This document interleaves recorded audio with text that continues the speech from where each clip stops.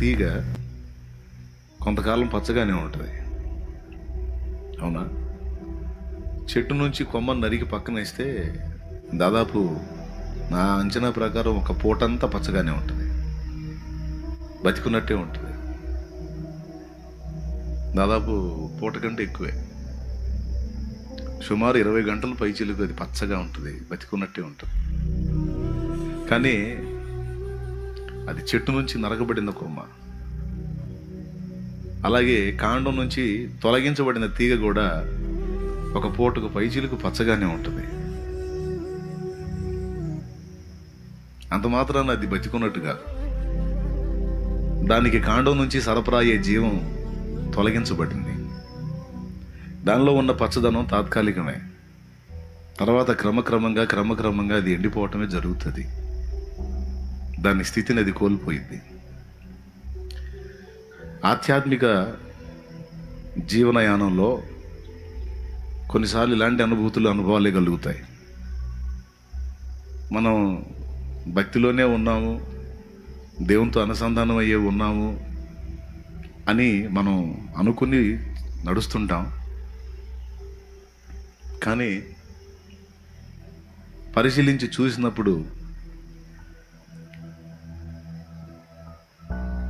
మనకు అర్థమైద్ది మనం దేవునికి ఎంత దూరం అయి ఉన్నామో, దేవుణ్ణి ఒకప్పటిలాగా మనం ప్రేమిస్తున్నామో ప్రేమించట్లేదో. దేవుని ప్రేమలో మార్పు లేదు. దేవుడు నిన్న నేడు నిరంతరం ఒక్కటి రీతిగా ఉన్నాడు. ఆయన ఎప్పుడు మనల్ని ఒకే విధంగా ప్రేమిస్తాడు. మార్పులు జరిగితే మన ప్రేమలో జరుగుతాయి. కొన్నిసార్లు మనుషుల విషయంలో కూడా అంతే.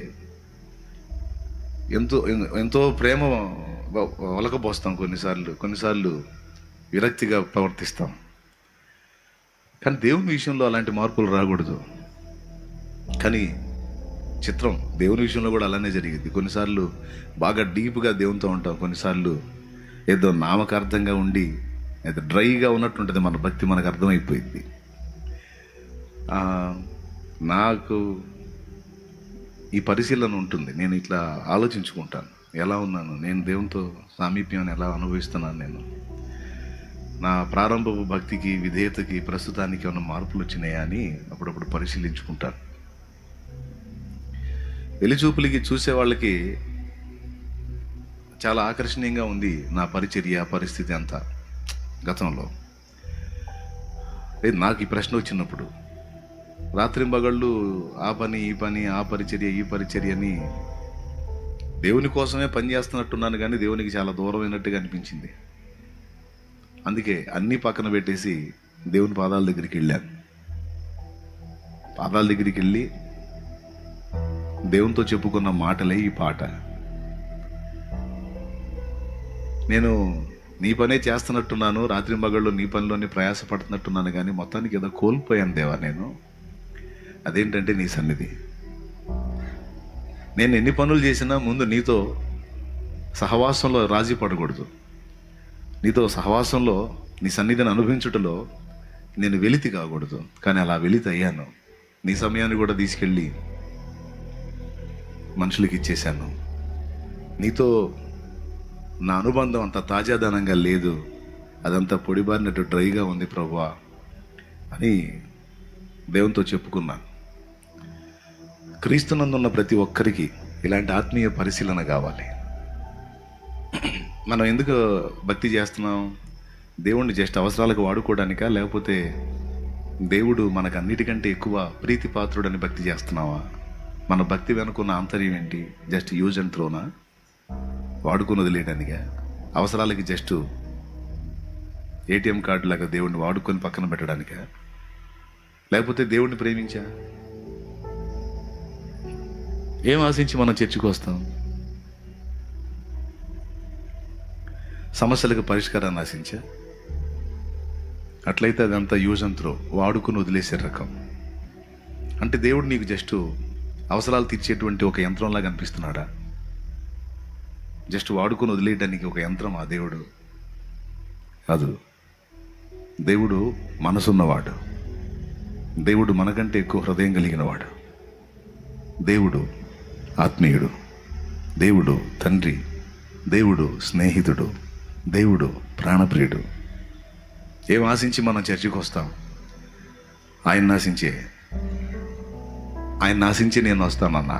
బాధలు, ఇరుకులు, ఇబ్బందులు, సమస్యలు, అప్పులు, తెప్పులు ఇవన్నీ మావులే. అవన్నీ అనుమతించిన వాడే తీసేస్తాడు. అవన్నీ నాకు గొప్ప కాదు, లేకపోతే అవన్నీ నాకు ఎక్కువ కాదు, అవి తీసేస్తాడు ఆయన. కాకపోతే ఆయన సమయం, ఈరోజు ప్రస్తుతం నేను నలుగుతున్నాను, ఆయన సమయం వచ్చినప్పుడు ఆయనే తీసేస్తాడు. అవి కాదు, నాకు ఆయనతో స్నేహం కావాలి, ఆయనతో సహవాసం కావాలి, ఆయనతో సహజీవనం కావాలి. అందుకన్నా నేను ఆయన ఆశించే చర్చికి వస్తానన్నా అన్నోళ్ళు ఎంతమంది చేతులు ఎత్తండి. నిజంగా నిజమేనా? ఒక తమ్ముడు చేయొత్తులా నిద్రపోతున్నాడేమో. దేవుడిని ఆశించానా? రైట్. అప్పుడప్పుడు మీరు కొంచెం ప్రత్యేకంగా ప్రార్థన ప్రతిష్ఠించుకుంటారు కదా ప్రార్థన చేయడానికి. అప్పుడేం ఆశించి? మొండి సమస్యలు ఉన్నాయి, వాటి పరిష్కారం కోసం ఈరోజు నేను ప్రత్యేకంగా ప్రార్థన ప్రతిష్ఠించుకున్నానని ఇప్పుడు అనుకున్నారా? అనుకొని ఉంటారు. ఏం ఆశించి నువ్వు ప్రార్థన గదికి వెళ్తావు? ఏం ఆశించి ఏకాంతానికి వెళ్తావు? ఒక ప్రశ్న. ఏం ఆశించి చర్చికి వస్తావంటే ఆయన్ని ఆశించే, ఆయన్ని కోరుకోనే. ఏం ఆశించి ప్రార్థనలో ఆయనకు సమీపంలోకి వెళ్తాం? సమస్యలకు పరిష్కారం. కొంతమంది ప్రత్యేకంగా ఉపవాసం కూడా ప్రతిష్ఠించుకుంటారు పరిష్కారం కోసం. మంచిదే, అలా ఉపవాసం ప్రతిష్ఠించుకొని ప్రార్థన చేయటం తప్ప నేను అన్నట్లు, మంచిదే. కానీ ఉపవాసం వల్ల ఉండి సమస్యకు పరిష్కారం మాత్రమే అడిగి లేచి వెళ్ళిపోతే ఏం బాగుంటుంది చెప్పండి? ఉపవాసం ఉండి మరీ నేను కూర్చున్నానంటే, ప్రభా నువ్వు ఇచ్చే సహాయం కోసం కాదు ప్రభా, నీ కోసం నేను కూర్చున్నానంటే ఎంత సంతోషపడతాడో. తిండి కూడా మానుకొని కూర్చున్నా తండ్రి, నీ సన్నిధి కావాలి, నువ్వు కావాలి. ప్రార్థనా గదికి నేను అందుకే వచ్చాను యేసయ్య, నీతో మాట్లాడాలి, నీ ప్రేమపూర్వక స్పర్శను నేను అనుభవించాలి, నీవు నన్ను తాకాలి, నీతో నేను ఇంకా సమీపం కావాలి. చాలా సమస్యలు ఉన్నప్పుడు నేను ప్రభువుని తెలుసుకున్నాను. కానీ ప్రభువులోకి వెళ్ళిన తర్వాత, ప్రభువుని తెలుసుకుని ప్రభువులోకి వెళ్ళిన తర్వాత అసలు అవన్నీ నాకేం కనిపించలా. ఆయనతో సహవాసం ఒక మధురమైన అనుభవం, మధురమైన అనుభూతిలాగా కనిపించింది. సమస్యలకి పరిష్కారం చూపించవయ్యా అంటే రోజులో ఒకసారో 2 సార్లు చేస్తాం ప్రార్థన. పొద్దస్తమానం ఆయన దగ్గరికి వెళ్ళాలనిపించిందా? పొద్దస్తమానం ఆయన దగ్గరికి వెళ్ళి అక్కడే కూర్చొని, అక్కడే పాడి, అక్కడే ఆరాధించుకొని, అక్కడే మయంపరుచుకొని, అక్కడే ఉండాలనిపించిందా? కానీ నాకు అలా అనిపించింది. అంటే యేసు ప్రభుని నేను కనుగొన్న, నేను తెలుసుకున్న తొలి దినాల్లో నాకు ఎలా ఉందంటే, నాకు సమస్యలు, బాధలు, బాధ్యతలు ఏం పట్ల, ఆయనతో ఉండాలి, ఆయనతో గడపాలి, ఆయన కావాలి. అలాంటి అనుభవం కాస్త పరిచర్యలోకి వచ్చి, పరిచర్య విస్తరించి ఒక 6-7 వేల మంది ప్రజలైన తర్వాత యాంత్రికంగా నా భక్తి నాకు అనిపించింది, యాంత్రికంగా ఉంది అనిపించింది. ఏదో బాధ్యతల కోసం, సమస్యల పరిష్కారం కోసం దేవుడిని వెళ్ళి రిక్వెస్ట్ చేసి వచ్చేసినట్టు, అంత యాంత్రికంగా చేస్తున్నట్టు నాకు అర్థమైంది. నాకు నచ్చలా అది. ఇప్పుడు కూడా అప్పుడప్పుడు నాకు పరిశీలన చేసుకుంటూ ఉంటాను, నేను యాంత్రికంగా ఉన్నానా, హార్ట్ఫుల్గా ఉన్నానా? ముందు నాకు దేవుడు ముఖ్యం, ఆయన ముఖ్యం అనే అన్వేషణ ఇప్పటికీ ఉంది నాకు, ఆ పరిశీలన, అన్వేషణ. కొన్ని కొమ్మలు చెట్టు నుంచి వేరైపోయినాయి, కానీ పచ్చగానే ఉన్నాయి. తమ పచ్చదనం చూసుకొని నేను బాగానే ఉన్నాను అనుకుంటున్నాయి. కొమ్మ నుంచి, అది కాండం నుంచి కొమ్మ నరకబడ్డట్టు అవి వేరైపోయినాయని కొన్ని కొమ్మలకు తెలియదు. కానీ తెలుసుకోవాలి, తిరిగి కాండంతో అంటు కట్టబడాలి. అప్పుడే కాండం నుంచి వచ్చే సారం అంతా కొమ్మలోకి వస్తుంది. అప్పుడు మాత్రమే కొమ్మ లేక తీగ ఫలించగలుగుతుంది, లేకపోతే సాధ్యం కాదు. ఇప్పుడు కూడా నేను అదే అన్వేషణలో ఉన్నాను. మన బుధవారం కూడా రాని, అందుకే ఇప్పుడు కూడా వెళ్తున్నా, దేవునితో గడపడానికే వెళ్తున్నా. అసలు మీకు తెలుసా, ఈ వారం మొత్తం, అసలు ఈ వారం 10 రోజుల పాటు అసలు ఎవరికి కనపడకుండా ఏకాంత ప్రార్థనకి వెళ్ళిపోదాం అనుకున్నా. నేను అనుకోవటం మళ్ళీ ఏ ఒకటి వచ్చి మళ్ళీ బాధ్యతలు అడ్డుపడటం పిచ్చెక్కుతుంది. 10 రోజుల పాటు అసలు ఎవరు కదిలించకుండా ప్రశాంతంగా ప్రభువు నేను ఆయన అట్లా గడుపుదామని మిగులు ఆశ ఉంది. ఏం పర్లా, ఇప్పుడు అట్లనే చిన్నగా సాధన చేస్తున్నా. నిన్నంతా అక్కడే గడిపాను, మొన్నంతా అక్కడే గడిపాను. దేవుడితో అనుబంధం తెగిపోకుండా జాగ్రత్త పడాలి. నిద్ర వచ్చిన స్తోత్రం చెప్పండి. వచ్చిందా? నిద్ర వచ్చిందా? మరి ఎందుకు చేతులు ఎత్తి స్తోత్రం చెప్పారు అంటే మ్యాటర్లోకి వెళ్ళిపోయారు. అంత బాగా వింటున్నారు అన్నమాట.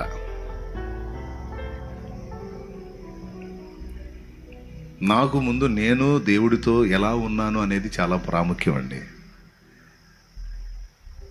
నేను కరెక్ట్గా దేవునితో అనుబంధం కలిగి ఉంటేనే మిమ్మల్ని అలా చేయగలుగుతాను. నేనే సరైన రిలేషన్ దేవునితో లేకుండా మిమ్మల్ని ఏం చేయగలుగుతాను?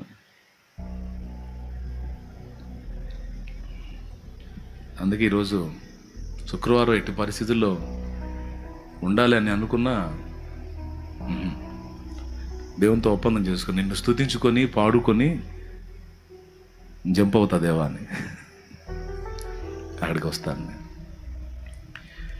ఇది మీకు కూడా ఒక అలవాటుగా ఉండనియండి. నిజంగా మీకు కూడా ఇది ఒక అలవాటుగా ఉండనియండి. అంటే అప్పుడప్పుడు ఒంటరిగా దేవుడితో. పోయిన ఆదివారం మాట్లాడాడు, మీతో మాట్లాడాడో లేదో నాకు తెలియదు, నాతో మాట్లాడాడు. ఒంటరిగా ఉంటేనే, అరణ్యపు అనుభవంలో ఉంటేనే సమాజానికి, సంఘానికి, కుటుంబానికి దీవెనకరంగా ఉండగలమనే మాట పోయిన ఆదివారం వర్తమానంలో వచ్చింది. దేవునితో ఒంటరిగా, అలాగే ఒంటి జనము, ఆ జనము ఒంటరిగా ఉంటుంది. అది లోకంలో కలవదు, అది అన్యుల్లో కలవదు, అది ప్రత్యేకంగా ఉంటుంది అని ఒక జనము గురించి, ఒక వ్యక్తి గురించి నేను మాట్లాడాను. కొన్నిసార్లు యేసు ప్రభు సైతం తనతో కూడా ఉన్న శిష్యుల్ని బలవంతముగా పంపివేసి అని ఉంది బైబిల్లో. ఆయన వారిని బలవంతంగా పంపివేసి తండ్రితో గడపడానికి ఏకాంతముగా పోయాను అని ఉంటుంది. నేను చెప్పానని మీరు చేయటం కాదు, లేకపోతే మీరందరూ ఉపవాసానికి రండి అంటే మీరు రావటం కాదు, లేకపోతే మీరందరూ ఏకాంత ప్రార్థన చేయండి రండి అంటే నేను పిలిస్తే రావటం కాదు. నీకే పుట్టాలి, నీకే. బ్రదర్ వింటున్నారా? అర్థమవుతుందా? దేవునితో సరైన రిలేషన్ నీకుంటే, సరైన అనుబంధం నీకుంటే, దేవుడికి దూరమైనటువంటి అనుభవం నీకు అర్థమైద్ది. దేవునికి సమీపంగా ఉన్నది నీకు అర్థమైంది, దేవునికి కాస్త దూరం అయ్యానన్న అనుభూతి కూడా నీకు అర్థమైంది. దూరం అవుతున్నాను, కొద్దిగా బిజీ అయిపోయాను, దేవునికి సమయం ఇవ్వలేనంత బిజీ అయిపోయానని నీకు అర్థమైతే ఆ బిజీలన్నీ పక్కన పడేసి, ఎంతటివైనా పక్కన పడేసి ముందు దేవుడితో ఒంటరిగా కొద్ది రోజులు ప్రతిష్ఠించుకొని గడపాలి.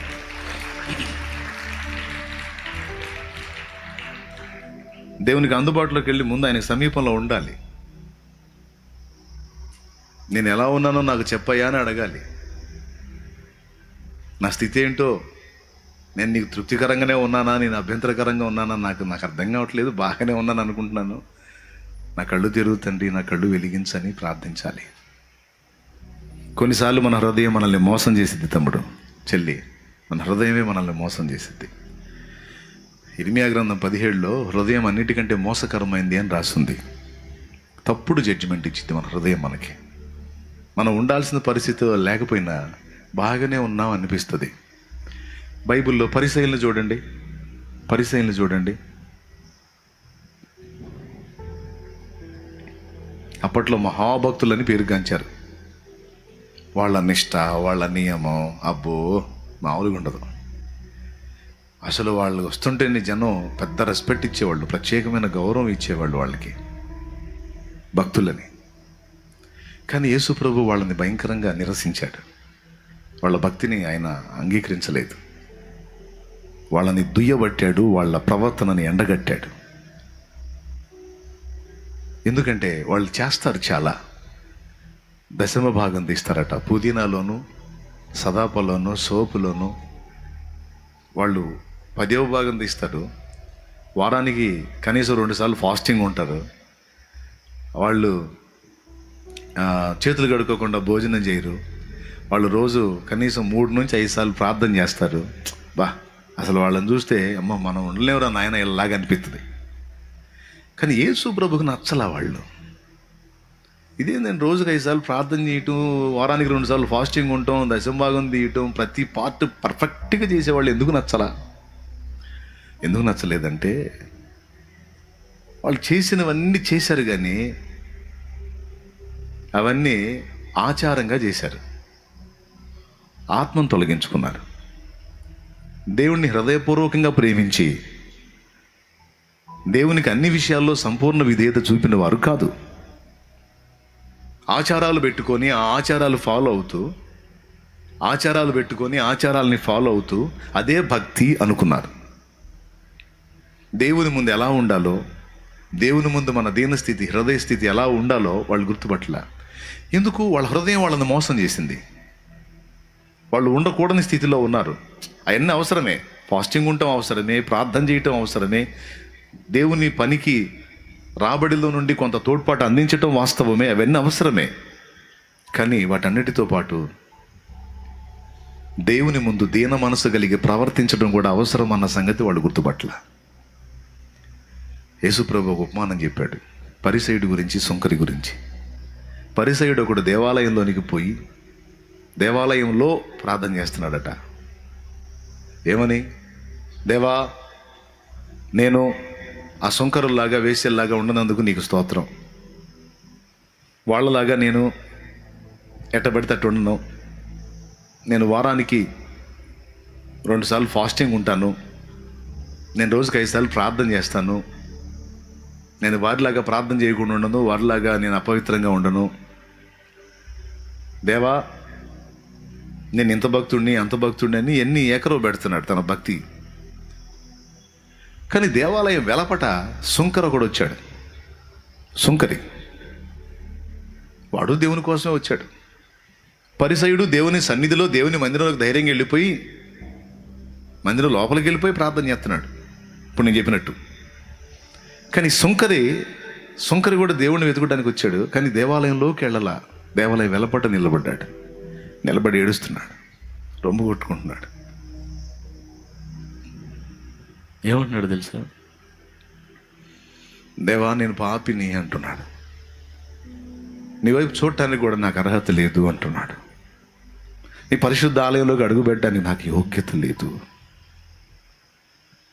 నేను భక్తిగా ఉండలేకపోయాను, ఆత్మీయంగా ఉండలేకపోయాను, నేను ఎదుట యుక్తంగా నడుచుకోలేకపోయాను, నేను ఇలాంటి క్రియలు చేశాను, నేను ఇలా అలా అని తను గూర్చి తను విమర్శించుకుంటూ ఎవరి జోలికి పోలా.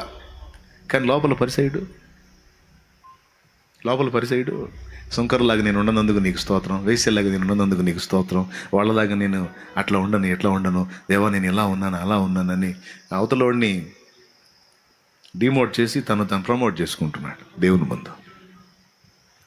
కానీ సుంకర అలా లేడు. సుంకరి ఎవరి గురించి ఎత్తలేదు, తన్ను గూర్చి తను మాట్లాడుతూ ఉంటాడు. తెలుసా, దేవా, నీ పరిశుద్ధ ఆలయంలోకి అడుగు పెట్టడానికి కూడా నాకు అర్హత లేదు ప్రభు, నేనేంటో నేను గుర్తుపట్టాను, నేను మంచివాడిని కాదు అని వాడు ఏడుస్తున్నాడు.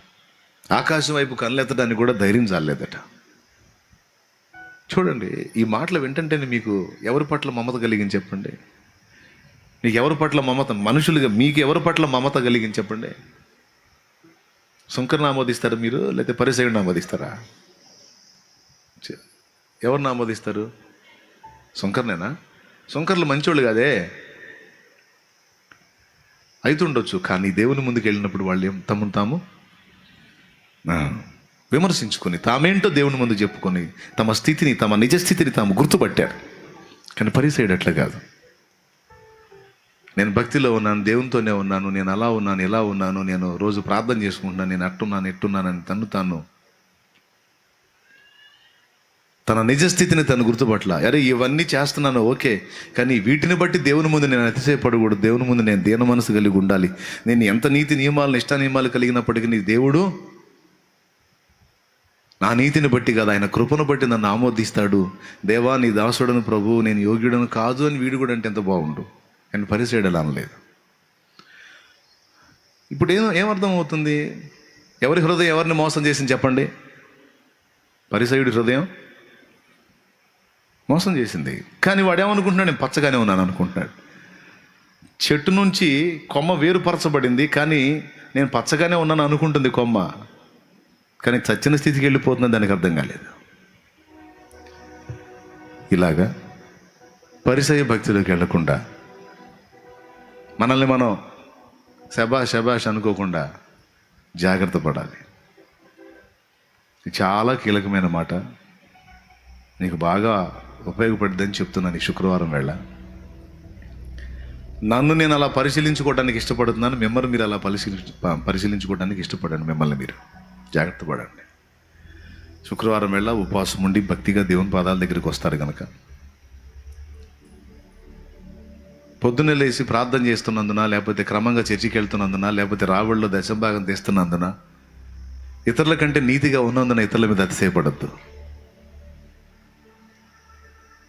నేను బాగానే ఉన్నానని నిన్ను నువ్వు మెచ్చుకోవద్దు.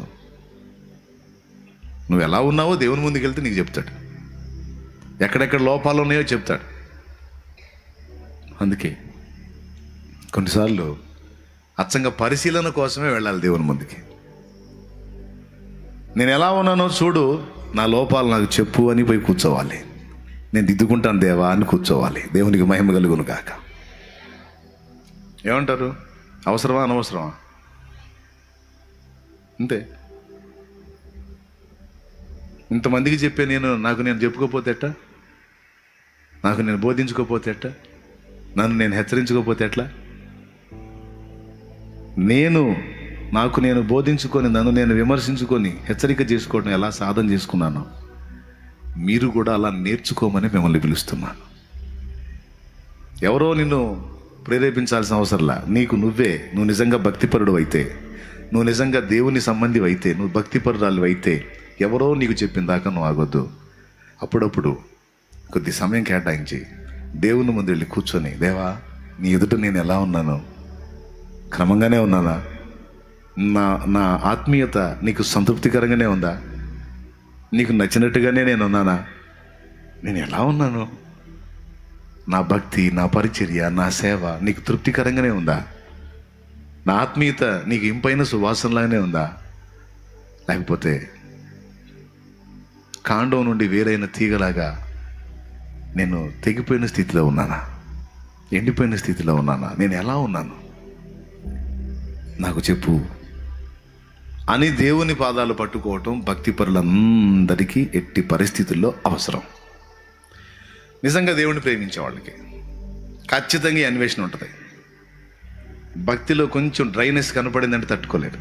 ఏదో ఎక్కడో తేడా పడుతుంది, నేను ఎక్కడో ఆచారబద్ధంగా మారిపోతున్నాను, నేను ఎక్కడో రొటీన్ అయిపోతున్నాను అని పట్టేసుకుంటారు. మళ్ళీ తిరిగి దేవునితో సత్సంబంధాన్ని నెలకొల్పుకుంటారు. దేవుణ్ణి అవసరాలు తీర్చే ఒక వస్తువులాగా మీకు చూపించడం నాకు ఇష్టం లేదండి. దేవుణ్ణి అవసరాలు తీర్చే ఒక వస్తువులాగా మీకు చూపించడం నాకు ఇష్టం లేదు.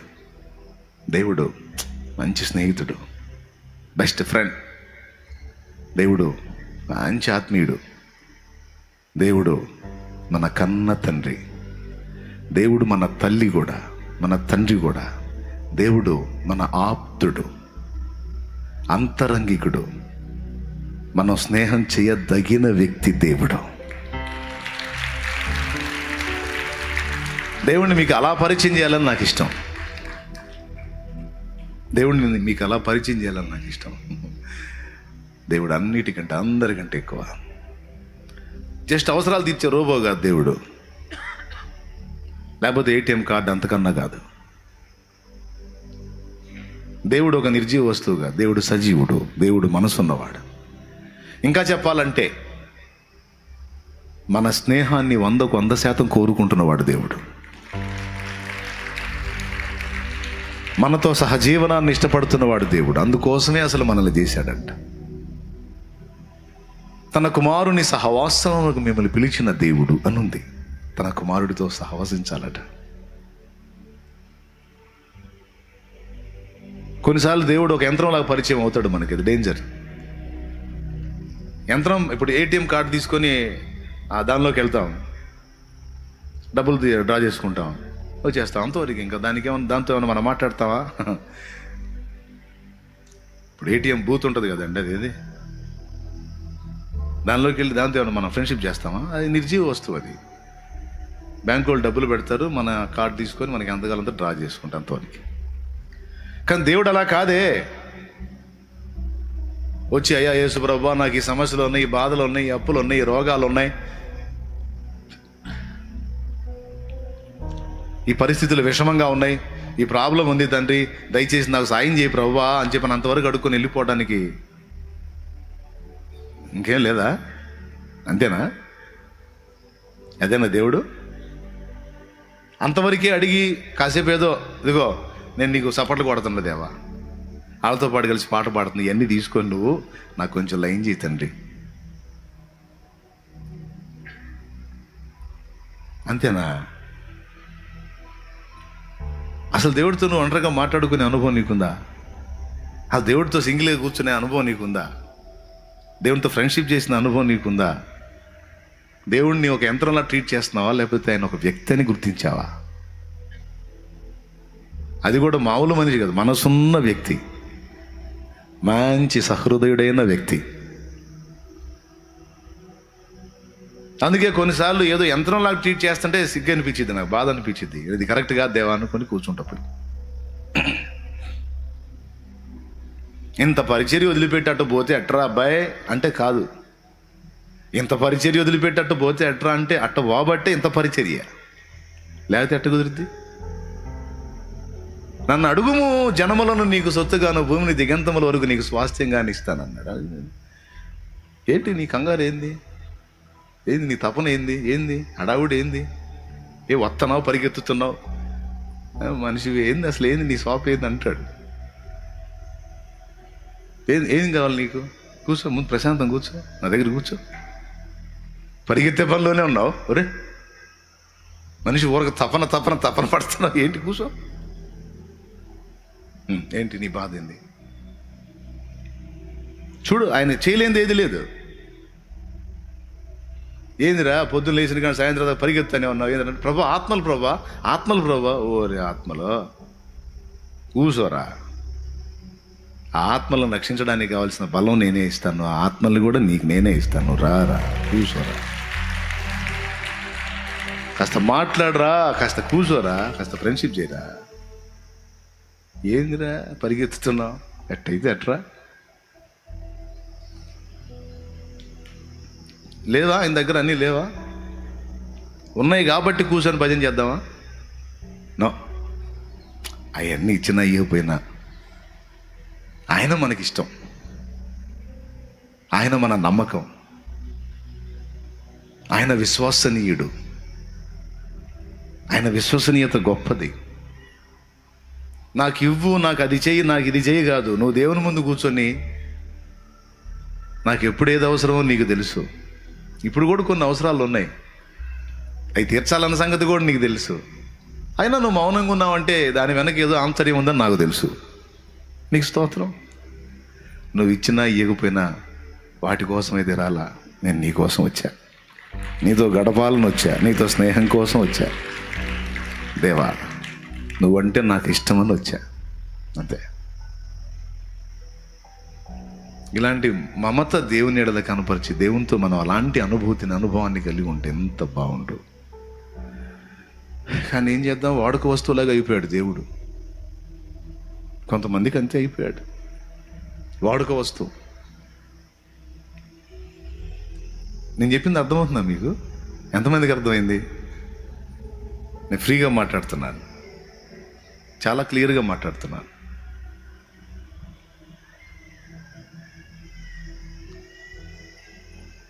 దేవునితో అలా మాట్లాడుకోవడం నాకు ఇష్టం, దేవునితో అలా గడపటం నాకు ఇష్టం, దేవునితో ఒంటరిగా ఉండటం నాకు ఇష్టం. ఈరోజు ఈ విస్తారమైన పని విషయమే కాదు, ఏమీ లేనిది అని కూడా దాన్ని ఆశించాను నేను. అది ఏ చర్చి అయినా కానీ, చర్చి కనపడితే మనసు లాగుతూ ఉండేది, ఇది నా దేవుని సన్నిధి కదా అని. పరిశుద్ధులు బైబిల్ తీసుకొని ఆడికి ఏ కోటానికన్నా బాని, వీళ్ళు నా దేవుని ప్రజలు కదా అనిపించేది. ఎక్కడన్నా దేవుని స్తుతి ఆరాధన వినపడితే నా దేవుని మహింపరుస్తున్నారు కదా, అది నా దేవుని స్తుతి కదా అని మనసు పులకిస్తుంది. యేసు అను నామం వినబడితే శ్రవణానందకరం, అంటే వినుటకు ఆనందకరం. Praise the lord. మరి బాబా నువ్వేదో వేదాంత ద్వారంలోకి వెళ్ళి మమ్మల్ని కూడా అటు తీసుకెళ్తాను అనుకోవద్దు. అవసరం అదే.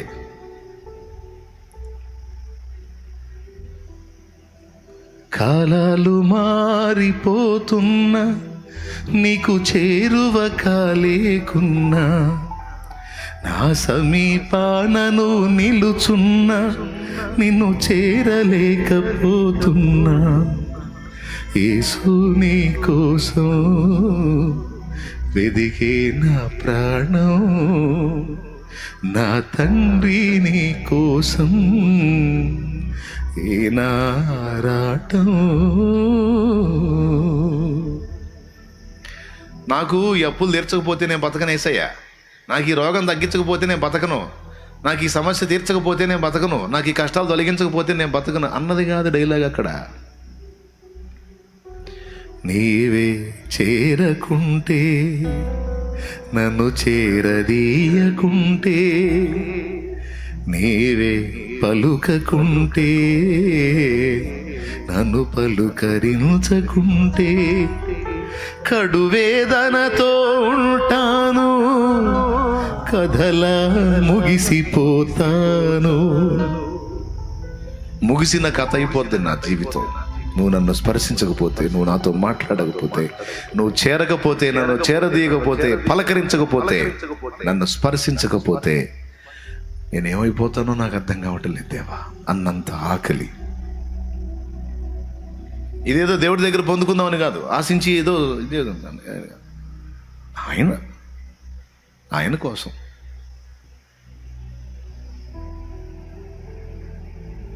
యేసు నీ డబ్బు కోసం, నీ పరిష్కారం కోసం, నీ స్వస్థత కోసం అది కాదు. యేసు నీ కోసం వెదిగే నా ప్రాణం, నా తండ్రి నీ కోసం ఏనారాటం. పరిచర్య కోసం కాదు, లేకపోతే పరిచర్య విస్తరింపజేయాలి ఇవన్నీ కాదు. అది కాదు, నువ్వు కావాలి. అలాంటి అనుబంధం, అలాంటి ఆత్మీయత, దేవునితో అలాంటి ఐక్యత ఏ భక్తుడు పొందుతాడో, ఏ భక్తురాలు పొందుతుందో వాళ్ళకి ఒంటిగా ఉండరు, వాళ్ళు అనేక జనం అవుతారండి.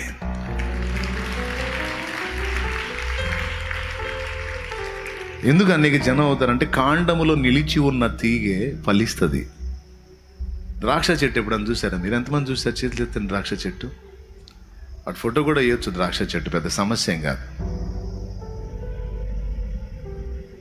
ద్రాక్ష చెట్టు చూసుంటారు మీరు చాలామంది.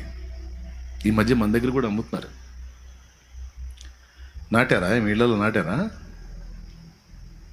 ఒకటే కాండం వెళ్తూ ఉంటుంది, దాని నుంచి సన్నటి తీగలు వెళ్తూ ఉంటాయి. కాయలు కాండానికి కాస్తాయా, తీగకు కాస్తాయా? అయితే ఒకటి జరగాలి. ద్రాక్షవల్లిని నేను, తీగలు మీరు. తీగ ద్రాక్షవల్లిలో నిలిచి ఉంటేనే కానీ తనంతటా తాను ఎలాగో ఫలించదో, అలాగే మీరు నా యందు నిలిచి ఉంటేనే కానీ ఫలించరు అన్నాడు. Praise the Lord. ఎప్పటికప్పుడు మనం నిత్యనూతనం చేయబడినట్లు, ఎప్పటికప్పుడు మన కర్తవ్యం మనం గ్రహించినట్లు, ఎప్పటికప్పుడు దేవుని కోసం శక్తివంతమగినట్లు దేవునిలో, దేవునితో నిలిచి ఉండే అనుభవాన్ని మనం జాగ్రత్తగా సాధన చేయాలి. అది ఇప్పటిదాకా నేను చెప్పింది. ఒకవేళ అది ద్రాక్ష,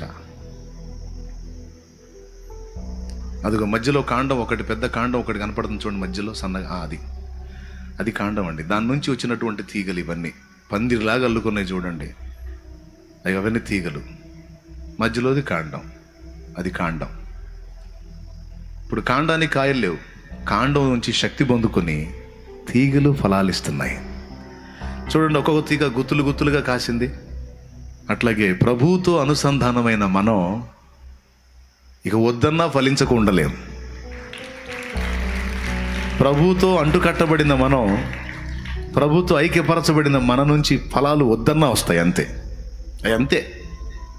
ఫలాలు మన నుండి రావాలి అంటే ఒక్కటే రహస్యం, కాండంతో మనం అనుసంధానమై ఉండాలి. బైబిల్లో దేవుడి కృప పొంది ధన్యులైన భక్తులందరూ కూడా, అనేక జీవితాలకు ఆశీర్వాదకరమైన భక్తులందరూ కూడా లక్షలాది మంది, వేలాది మంది, కోట్లాది మంది జీవితాలకు దీవెనకరమైన భక్తులు అందరూ కూడా అలాగూ దేవునితో అండుకట్టబడిన వారు, అనుసంధానం చేయబడిన వారే. వారు ఒంటిగానే ఉన్నారు, ఆశ్చర్యంగా ఫలించారు. అమ్మలో అరే ఈ జాగ్రత్తగా వింటున్నారా మీరు, లేకపోతే శుభ్రంగా చల్లగాలికి నిద్రపోతున్నారా, నాకు డౌట్ వచ్చిందిరా, జాగ్రత్తగా వింటున్నారా మీరు? దేవునికి స్తోత్రం. తమ్ముడు మీరు నాన్న ఓకేనా, రైట్. అలాంటి ఒక ప్రత్యేకమైన అన్వేషణలో, ఆ వెతుకులాటలో ఈ పాట పాడుకున్నా.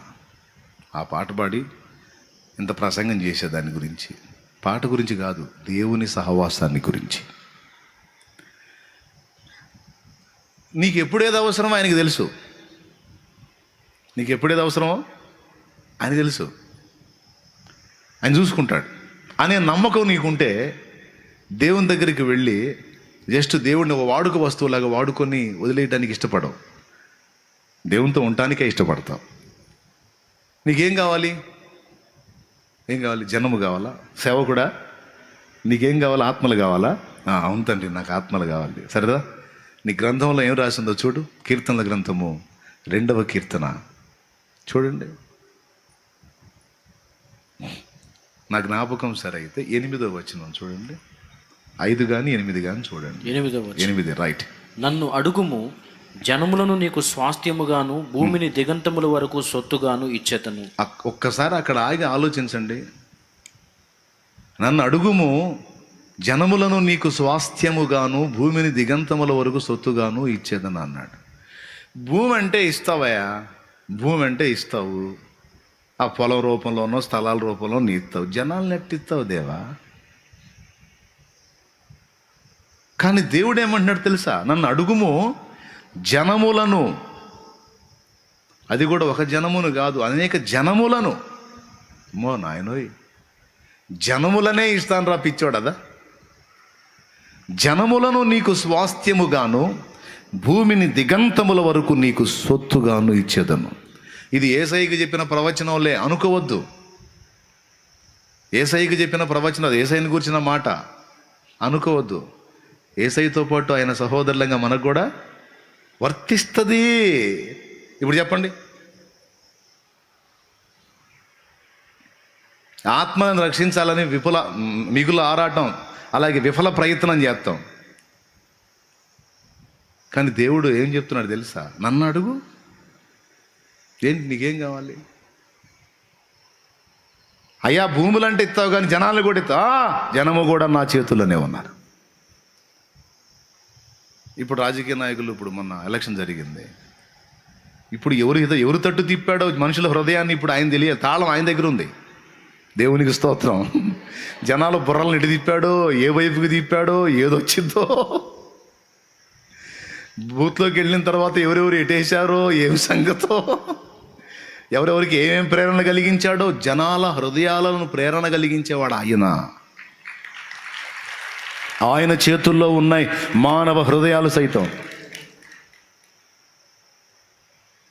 నెబుకద్నెజర్ అనే రాజు అతిశయపడ్డాడు. ఇదంతా నా పనితనం కదా, నా ప్రతాపం కదా, నా వైభవం కదా, నా అది కదా, నా ఇది కదా అని మనసులో అనుకున్నాడు. దేవునికి మండిపోయింది, అరే నీకు మొత్తం ఇచ్చింది నేనైతే నువ్వు ఇదంతా చూసుకొని ఇదంతా నా వైభవం కదా అనుకున్న దౌర్భాగ్యుడా. ఏ జనాలు నిన్ను ఎన్నుకున్నారని నువ్వు అనుకున్నావు, అదే జనాల చేత నిన్ను చీకొట్టిస్తాను, జంతువులాగా బరిగెత్తుతావని మొత్తితే 7 సంవత్సరాలు పశువులాగా అడవిలో జంతువుల మధ్య బతికాడు. జుట్టు ఎర్రబారి గోళ్ళు పెరిగి రాసుంటుంది దానియేలు గ్రంథంలో నెబుకద్నెజర్ జీవితం. వానికి బుద్ధి వచ్చినప్పుడు మళ్ళా పోయి సింహాసనం ఎక్కుతాడు. అంటే జనముల చేత జేజేలు కొట్టించాలన్నా దేవుని చేతిలోనే ఉంది. జనాలకు రాళ్ళు పట్టించి రాళ్ల చేత దండించాలన్నా కూడా దేవుని చేతిలో ఉంది. జనాలకి ఇంట్రెస్ట్ పుట్టించాలన్నా దేవుని చేతిలో ఉంది. జనాలకి ఇరిటేట్ కలిగించాలన్నా కూడా దేవుని చేతిలో ఉంది. తమ్ముడు అర్థమవుతుందా? దేవునికి స్తోత్రం కలుగును గాక. నన్ను అడుగు, ఏదైనా చేస్తా. అది ఏదైనా చేస్తా, కూర్చో, ఏం కావాలి? అహస్వేరోషు ఎస్తేరుతో అన్న మాట యేసయ్య మనతో అనలేడు. అయింది రాణివైన ఎస్తేరు ఏం కావాలి, రాజ్యముల సగం మట్టుకు నీకు ఇచ్చేదని చెప్పు అన్నాడు.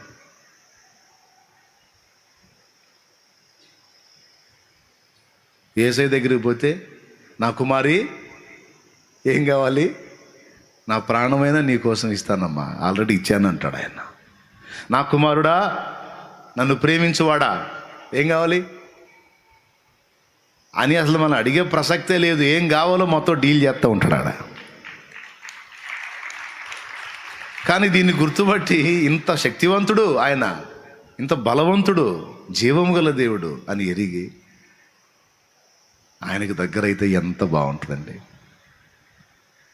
ఏం కావాలి నీకు అని అడుగుతాడా, ఇంకా ఏం కావాలో ఆయన చేస్తాడు. ఇప్పుడు చెప్పండి, జనములను ఇవ్వగలడా లేదా? భూమిని, కొంతమంది మందిరానికి స్థలం లేదు తండ్రి అని బాధపడతారు. రెగ్యులర్గా పోయి కూర్చో దేవుని ముందు.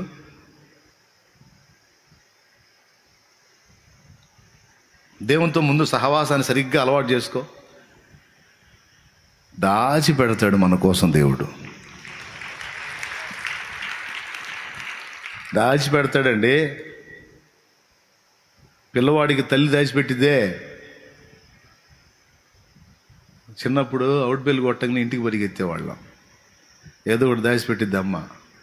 అవుట్ బెల్ మధ్యలో బ్రేక్ కొట్టగానే ఇంటికి పరిగెత్తి. చిన్న బళ్ళు కదా, ఇళ్ళకి దగ్గరలోనే ఉంటాయి బళ్ళు. అవుట్ బెల్ కొట్టగా నీకు పరిగెత్తుడే ఇంటికి.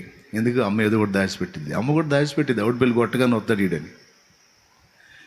మనం కనపడగానే, వచ్చావా, ఇంకా రాలేదు ఏందని చూస్తున్నా, అది అక్కడ ఉంది తెచ్చుకోపో. ఏదో తినుబండారు తీసుకొని తినుకుంటూ మళ్ళీ పోయేది. బిడ్డకి అమ్మ దాచిపెట్టినట్టు కొన్నిసార్లు ఇంటి బెల్లు కొట్టిన తర్వాత ఇంటికి వచ్చినప్పుడు దాచిపెట్టిచ్చేది.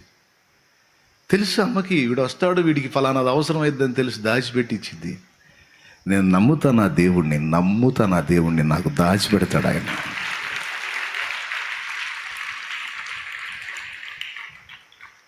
దాచిపెట్టిస్తాడు. నేనేం జుట్టు బీక్కోవాల్సిన అవసరంలా. నేను ఆయనతో ఉన్న అనుబంధం సరిగ్గా ఉంటే చాలు ఇక అంతే. తర్వాత కథ అంతా ఆయన చూసుకుంటాడు. అటు చూశాడు, చాలా చేశాడు. ఇప్పుడు ఆయన చేసిన కార్యాలు తలుచుకొని పోయి కూర్చుంటే నవ్వాలో ఏడవాలో అర్థం కావట్లా. నవ్వురాట్ల కన్నీళ్ళు వస్తాయి. ఎందుకు, ఆయన కార్యాలు ఊహలో కూడా ఊహించని కార్యాలు చేశాడు ఆయన. ఇంకేందిరా అంటున్నాడు. ఇంకేం అడగాలో కూడా అర్థం కావట్లా. ఏమైనా అర్థమవుతుందండి నేను చెప్పేది? అది నువ్వు ఇవాళ ప్రసంగం చేయనని చెప్పి మళ్ళీ ప్రసంగం చేస్తున్నావుగా అని అనుకుంటున్నారా? దేవునికి స్తోత్రం. ఇవాళ ప్రసంగం చేయను అన్నావే, నువ్వు మళ్ళీ వాక్యం చెబుతున్నావు అనుకుంటాను. కంపతీసి నేను ప్రసంగం చేయట్లే, నేను మనసు ఇప్పి మాట్లాడుకుంటున్నాను అంతే. దేవునికి స్తోత్రం. ఏం కావాలి? రోగానికి స్వస్థత కావాలా? ఉంది, ఆయన దగ్గరే ఉంది.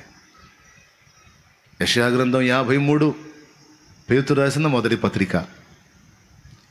అతడు పొందిన దెబ్బల చేత మనకు స్వస్థత కలుగుచున్నదే. స్వస్థపరచు శక్తి ఆయన దగ్గరే ఉంది. పేతురు రాసిన పత్రికలో కూడా ఉంది. ఆయన పొందిన దెబ్బల వలన మీరు స్వస్థత పొందితిరి అని ఉంటుంది. పొందుతారు కాదు, పొందితిరి అని ఉంటుంది. కన్ఫామ్ చేసేసాడు, అయిపోయిందండి. స్వస్థత కావాలా? ఆయన దగ్గరే ఉంది. బాయ్ విను, కష్టపడి వచ్చే జాగ్రత్తగా స్తోత్రం చెప్పు గట్టి చెప్పు. జనులు కావాలా? ఆయన దగ్గరే ఉంది. భూమి దిగంతముల వరకు కావాలా? ఆయన దగ్గరే ఉంది. స్వస్థత కావాలా? రాసుంది, నిన్ను స్వస్థపరిచి యెహోవాను నేనే మాట ఉంటుంది. ఆయన పొందిన దెబ్బల వల్ల మనకు స్వస్థత కలుగుతుందని రాసి ఉంటుంది. బైబిల్ గ్రంథంలో ఎంతో మందిని తన వాక్కు చేత స్వస్థపరిచినట్టు ఆయన తన వాక్కును పంపి వారిని బాగు చేసెను అని రాసి ఉంటుంది. ఇలా అన్ని వచనాలు ఉన్నాయి. ఏం కావాలి ఇంకా? స్వస్థత కోసమా? ఆయనే దివ్య ఔషధం. పాస్టర్ గారు నీకేం కావాలి? జనములు కావాలంటే ఆయన చేతిలోనే ఉన్నారు. నాకు ఇవేం వద్దయ్యా, మనశ్శాంతను సంతోషం కావాలి. అవి కూడా ఆయన చేతిలోనే ఉన్నాయంట. నాకేం తెలుసు, బైబిల్లో రాస్తుంది. నీ సన్నిధిని సంపూర్ణ సంతోషము కలదు, నీ కుడి చేతిలో నిత్య సుఖములు కలవు. ఇవి కూడా ఆయన దగ్గరే ఉన్నాయి. మనశ్శాంతి, మానవుడు వెతుకుతున్న సంతోషం కూడా ఆయన దగ్గర పెట్టుకొని కూర్చున్నాడు. మనకు కావలసిన సకల సంపదల గని మన దేవుడు. శత్రుభయమా? ఏమైనా చేస్తానేమని భయమా? ఆయనకి మించినటువంటి కాపలాదారుడు ఇంకొకళ్ళు ఉన్నారా? ఆయనకి మించినటువంటి సెక్యూరిటీ ఇంకొకళ్ళు ఉన్నారా? అటుపక్క ఫరో సైన్యాన్ని వేసుకొని వస్తున్నాడు, ఇటుపక్క సముద్రాన్ని 2 పాయలు చేసి వీళ్ళని దాటిచ్చి వాళ్ళకి అడ్డు తగిలాడు. ఆయన సెలవు లేకుండా ఎవడైనా ముడతాడా? మనల్ని టచ్ చేస్తాడా? చేసి బతుకుతాడా వాడు? నిన్ను ముట్టినవాడు నా కంటి పాపను ముడుతున్నాడు అన్నాడు. ఎవరు అంటాడు? అరే, నాసికారంధ్రంలో జీవవాయువు కలిగిన మట్టి పురుకు భయపడతావేరా అంటాడు. నేను శ్వాస విడిస్తే పుట్టాడు వాడు, శ్వాస పైకి తీసుకున్నాడు పోతాడు. శ్వాస విడిస్తే పుట్టాడో అంటే ఊదితే పుట్టాడు వాడు అన్నాను అనుకో, వాడు పోతాడు. ఏముందిరా నరులు? దావీదు అంటాడు, దేవుడు నా పక్షమునున్నాడు, నరులు నాకేమి చేయగలరు? ఎవడు ఏం చేస్తాడు? సుప్రీమే నావాడు, పైన సింహాసనం మీద కూర్చున్నాడే నావాడు. ఆయన్ని దాటి ఎవడైనా ముట్టగలడా? శత్రు దుర్భేద్యమైన అద్భుతమైన కోట నా దేవుడే. నా బలమా, నా కోట, ఆరాధన నీకే,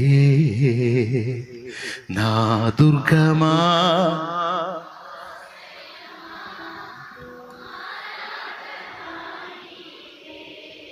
మళ్ళీ పాడారు, మళ్ళీ పాడండి.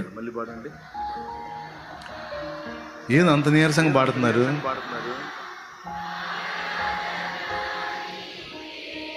నా బలమా, నా కోట, ఆరాధన నీకే, నా దుర్గమా, ఆశ్రయమా, ఆరాధన నీకే, ఆరాధన, ఆరాధన. అబ్బా తండ్రి నీకేనయ్యా, రాజా నీ భవనములో వేయింపవలు వేచియుందును. యేసు రాజా నీ భవనములో వేయింపవలు వేచియుందును. స్తోత్రం. నువ్వు ఏది అడుగుతావు అడుగు. జ్ఞానం లేదా నీకు? జ్ఞానమునకు ఆయనే ఆధారము. జ్ఞానం అనేది ఏదన్నా ఉంది అంటే దాని మొత్తాన్ని కేర్ ఆఫ్ అడ్రస్ దేవుడే. ఇప్పుడు ఏం కావాలి నీకు? చెప్పు. తెలివి, జ్ఞానం, వివేకం. యెహోవా ఆత్మ జ్ఞాన వివేకములకు ఆధారమగు ఆత్మ, తెలివియు బలమును కలిగించు ఆత్మ ఆయన దగ్గరే ఉన్నాయి. ఇప్పుడు చెప్పు, నువ్వు మానవుడిగా, మాతృరాలిగా నువ్వు వెతికే సమస్తము కూడా ఆయన తన యందు కలిగి ఉన్నవాడు. కాబట్టి ఇవన్నీ చిన్నగా ఆయన దగ్గర నుంచి లాక్కోవటానికి ఆయన దగ్గరికి చేరు అని చెప్పట్లా నేను. అది ఇక్కడ పాయింట్. అన్నీ ఆయన దగ్గర ఉన్నాయి, చిన్నగా మొత్తం లైన్ చేయడానికి ఆయన దగ్గరికి చేరు అని చెప్పట్లా. నువ్వు ఆయనకు సమీపంలోనికి వెళ్ళి ఆయనను కోరుకుంటే,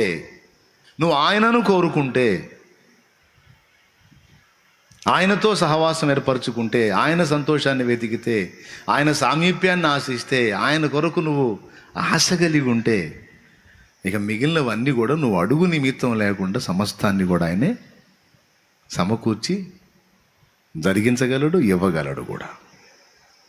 నేను చాలాసార్లు మీకు చెప్పినట్టున్నాను ఒక స్టోరీ. ఏమండి,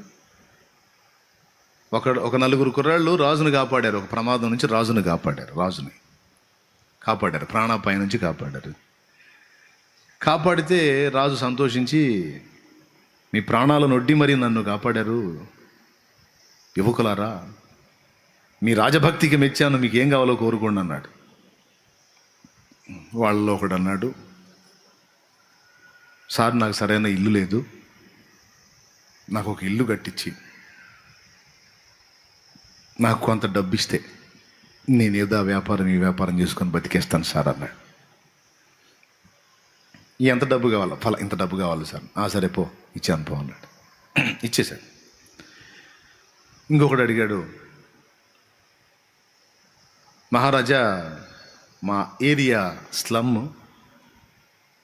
మరి మా ఏరియా కొంచెం డెవలప్ చేయించండి, మా వాళ్ళు నా పేరు చెప్పుకుంటారు, అలాగే తమ అంతఃపురంలో ఏదన్నా అంత కొలువు ఇప్పించండి, బతుకాలం బతికేస్తాను అన్నాడు. సరే పో అన్నాడు. మూడోవాడిని అడిగాడు, ఏం కావాలంటే, నాకు ఎవరు లేరండి, నాకు ఒక అమ్మాయిని చూసి పెళ్లి చేయండి, నాకు కొంత సొమ్ము ఇవ్వండి, నాకు పెళ్లి చేయాలి, కొంత సొమ్ము ఇవ్వాలి, ఆ సొమ్ము పెట్టుకొని నాకెవరు లేరు, ఒంటరిగాడిని కాబట్టి నాకు ఒక తోడు ఇస్తే ఆ తోడుతో ఈ బతుకుని బతికేస్తానని వాడు కోరాడు. ముగ్గురు మూడు కోరారు. ఓకే, దానిదే ఉంది, కానీ ఇచ్చేద్దాం పో అన్నాడు. నాలుగో వాడిని అడిగాడు, వీళ్ళందరూ తలా ఒకటి కోరుకున్నారు, మరి నువ్వేం కోరుతున్నావు అన్నాడు. వీడన్నాడు, మహారాజా నాకేం వద్దండి, నాకు మీరు ఇచ్చేయొద్దు, నాకు మీరు కావాలి మహారాజా అన్నాడు. ఏమన్నాడు? నాకు మీరే కావాలి. ఏమిటి నీ కోరిక అన్నాడు. ఏం లేదు మహారాజా, మీరు వారానికి ఒక రోజు మా ఇంటికి వచ్చి ఏదో నాకు ఉన్నంతలో ఆతిథ్యం ఇస్తా, అది తీసుకుంటే అంతే చాలన్నాడు. రాజును కోరుకున్నాడు, రాజుని ఇంటికి ఆహ్వానించాడు, రాజు తన ఇంటికి వచ్చి ఆతిథ్యం తీసుకుంటే అంతే చాలన్నాడు. రాజు ఆశ్చర్యపోయి, ఎంత నిస్వార్థ జీవి, ఈ ముగ్గురు నాకు మేలు చేశారు, కానీ వారి స్వార్థానికి అడిగారు, కానీ నువ్వు మాత్రం నాకు ప్రాణాభిక్ష పెట్టడమే కాకుండా నాకు అన్నం కూడా పెడతానంటున్నావు. బా, నీలాంటి వ్యక్తి నేను ఇంతవరకు చూడలేదు, తప్పకుండా నీ ఆశ తీరుస్తాను అన్నాడు. ఇక నెక్స్ట్ వీక్ నుంచి వెళ్ళాలిగా, ఆ వారం రానే వచ్చింది. వాడికి ఇల్లు సరైంది లేదు, పైన ఆకులు కూడా సరిగా లేవు, ఎండ, వచ్చే దారంతా భయంకరం, వాడున్న ఏరియా స్లమ్ ఏరియా. ఇప్పుడు రాజుగారు వస్తున్నాడు, ఆ రోడ్డు మీద వచ్చేటప్పుడు రాజుగారి నడుములు కుదేలేనాయి. మంత్రికి వెళ్ళి చూశాడు, మంత్రి వర్య, ఏమిటి రోడ్లు, ఏమిటి పరిస్థితి, ఇప్పుడు వారం ఇదే రహదారిలో మేము రావాలేనా? చిత్తం మహాప్రభో, వచ్చే వారం చూడండి అన్నాడు మంత్రి. తక్షణమే చేయించండి. ఒక దెబ్బగా ఏరియా రోడ్లు గీట్లు మొత్తం అటు దరిద్రవంతో వదిలిపెట్టి శుభ్రంగా మారిపోయినాయి. ఎందుకంటే వారం రాజు వచ్చే జోన్ అది. దేవునికి స్తోత్రం, హల్లెలూయా. అప్పుడప్పుడు మంత్రులు మన ఊళ్ళు దర్శింది కదా మీకు, దేవునికి స్తోత్రం. మంత్రులు అప్పుడప్పుడు ఊళ్ళు దర్శించేటప్పుడు ఫలానా మంత్రి గారు వస్తున్నాడంటే తారు రోడ్డు మీద కూడా చెట్లు వస్తాయి, తర్వాత అటు మొఖం నీళ్ళు కూడా పోయారు అనుకోండి, అది వేరే సంగతి. అట్ట రాజుగారు రెగ్యులర్గా వచ్చే ఏరియా మారిపోయింది అది. సరే, వీడి ఇంట్లోకి పోయాడు. ఇంటికి పోతే అంతా ఎండే, సరైన నీళ్ళు లేదు. అక్కడే కూర్చోబెట్టి, ఒక స్టూల్ వేసి కూర్చోబెట్టి పాపం ఫుడ్ రెడీ చేస్తున్నాడు. రాజుకేమో పెట్టలాడుతుంది ఎండ. మంత్రికి వెళ్ళి చూశాడు, ఇందులోనే మేము వారం కూర్చోవాలేనా అన్నాడు. చిత్తం మహాప్రభు, ఈసారి వారం చూడండి అన్నాడు. వాడు ఫుడ్ తీసుకొచ్చి పెట్టాడు. ఏంది వాడు తినే ఆ చంకటను, ఆ పచ్చడి తీసుకొచ్చి పెడితే ఒక్క ముద్ద తినలేకపోయాడు. మహామంత్రి, వారం ఇదే మేము భుజించవలెనా? బ్రతుకుతామా మేము ఇది తిని? అప్పుడు మంత్రి అన్నాడు, మహారాజా, వీడు మంచి దయగలవాడు, నిస్వార్థ జీవి అన్నారు కదా. వీడు మామూలుడు కాదు మహారాజా, వీడు వెరీ డేంజర్ అన్నాడు. ఏం డేంజర్ అంటే, మిగిలిన వాళ్ళేమో నీవు ఇచ్చినది కోరారు, వీడేమో నిన్నే కోరుకున్నాడు. ఇప్పుడు మీరు మాట ఇచ్చారు, ఇప్పుడు మీరు తప్పించుకోవడానికి కూడా లేదు. వారం వారం ఇవన్నీ తిరగాల్సింది, తిప్పలు పడాల్సిందే. సరే ఇల్లు బాగు చేపిద్దాం, ఫుడ్ ఏర్పాటు చేస్తాం, అన్నీ బాగా అయిపోతాయి, వేరే సంగతి. ఇంత తెలివిగల్లోడు ఎక్కడ ఉంటాం కన్నా మన దగ్గర ఉంటాం కరెక్ట్ మహారాజా అన్నాడు. వీడికి ఆలోచించి మనమే అంతఃపురంలో చేర్చుకొని మన దగ్గర పెట్టుకొని వీడిని ఒక ఇంటోని చేసి మన దగ్గర పెట్టుకుంటే వీడు చమత్కారి, వీడు పనికొస్తాడు మనకు అన్నాడు. అప్పుడు రాజు అంతఃపురంలోనే ఒక అమ్మాయిని చూసి వీడికి పెళ్లి చేసి వీడిని అక్కడే పెట్టేసుకున్నాడు. ఎందుకు? వీడు రాజును కోరుకున్నాడు. మరి వీడు ఆడుంటే ఆడికి రావాలి రాజు. అందుకని వద్దురా బాబా నువ్వే రా అని చెప్పి తీసుకెళ్ళి అంతఃపురంలో పెట్టుకున్నాడు. తెలివి. రాజు ఇచ్చేవి కాదు, రాజు మనవాడైతే రాజువన్నీ మనవే.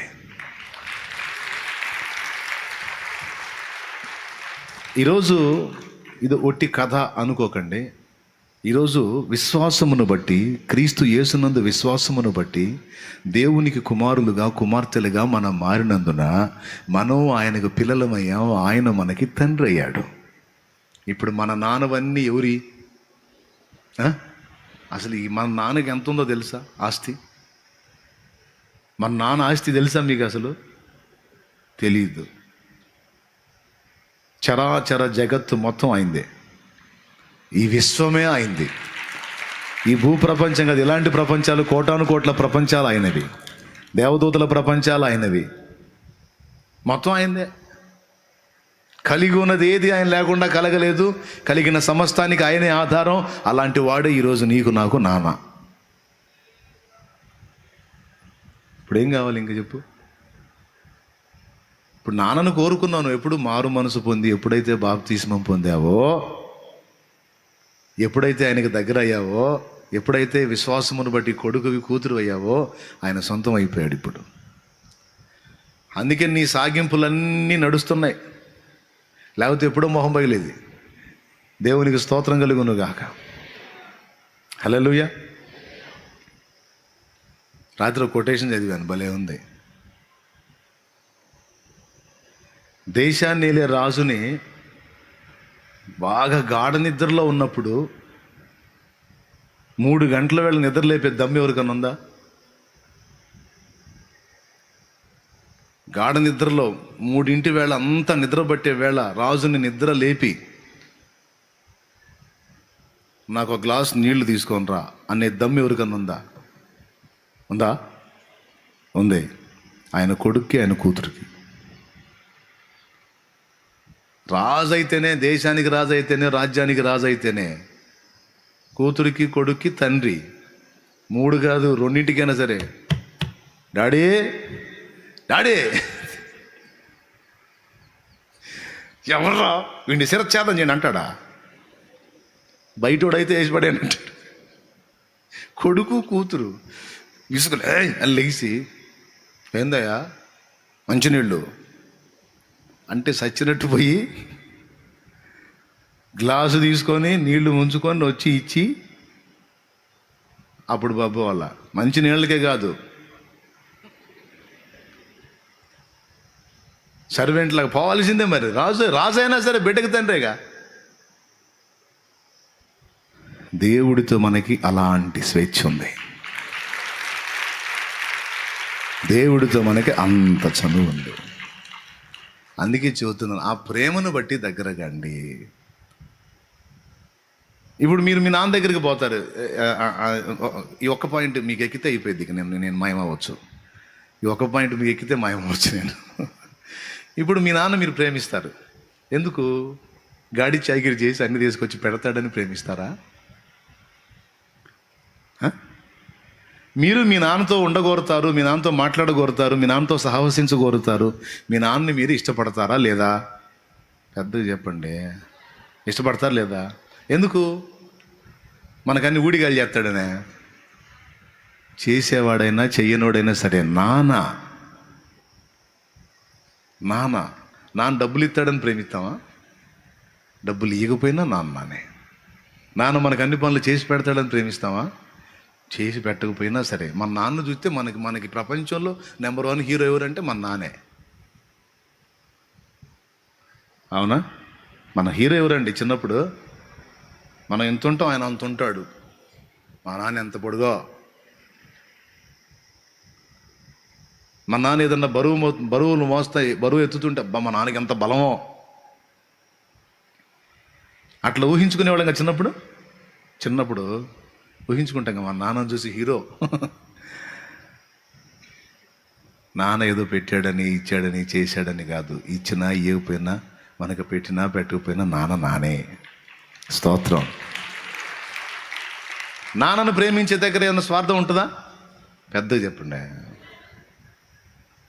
ఎవరికైనా అట్లాంటి స్వార్థపు వ్యవహారం ఎవరికైనా ఉందంటే నాకు తెలిసి 100లో ఒకళ్ళు ఉంటారు అట్లాంటి పనికిమాలినోళ్ళు. తల్లిదండ్రులను కూడా వ్యాపారంగా చూసేవాళ్ళు. నాకు తెలిసి 99% తల్లిదండ్రుల పట్ల వాళ్ళు చేసినా చేయకపోయినా మమత ఏర్పడింది. అట్లా అది రిలేషన్, అదొక ప్రేమ. దేవునితో అలాంటిది ఏర్పడాలి మనకి.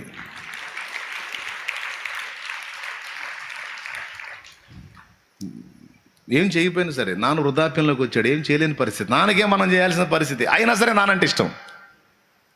ఒప్పుకుంటారా?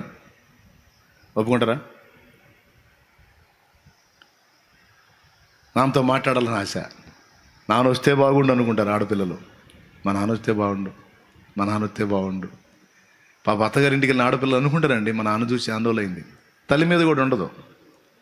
తల్లి పుట్టింట్లో క్లాసులు ఇచ్చి తల్లి మీద ఇరిటేషన్ ఉంటుంది, నానే కావాలా.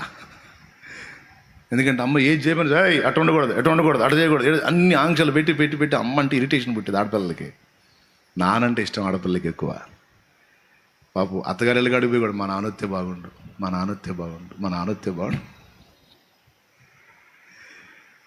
ఏమంటే అమ్మ కూడా ఇష్టమేలే, కానీ నెంబర్ 1లో మాత్రం నానే ఉంటాడు ఆడపిల్లలకి. దేవునికి స్తోత్రం. మగ పిల్లలకేమో అమ్మ, వీళ్ళు సాగింపులన్నీ ఆడు సాగించుకుంటాడు. అవునా? మగపిల్లగాడికి నాన్న ఆంక్షలు పెడతాడు, అటు ఉండకూడదు అని. వీడు తిట్టాలన్నా, ఏమైనా చేయాలన్నా, ఏమైనా పైసలు వసూలు చేసుకోవాలన్నా అమ్మ దగ్గరికి పోయి నువ్వు అడుగు. ఆయన అడిగితే 24 అడుగుతాడు. అదెందుకంటాడు, ఇదెందుకు, మేము చెప్పలేము ఈ స్వాపంతా, నువ్వు చెప్పు పో, నువ్వు అడుగు పో అని వీడు అంతా అమ్మనే కాకపడతాడు.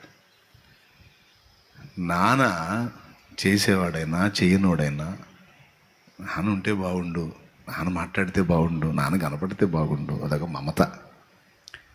ఏమండి నాకైతే అట్టే ఉంటుంది. మరి మీకు కూడా అంతేనా?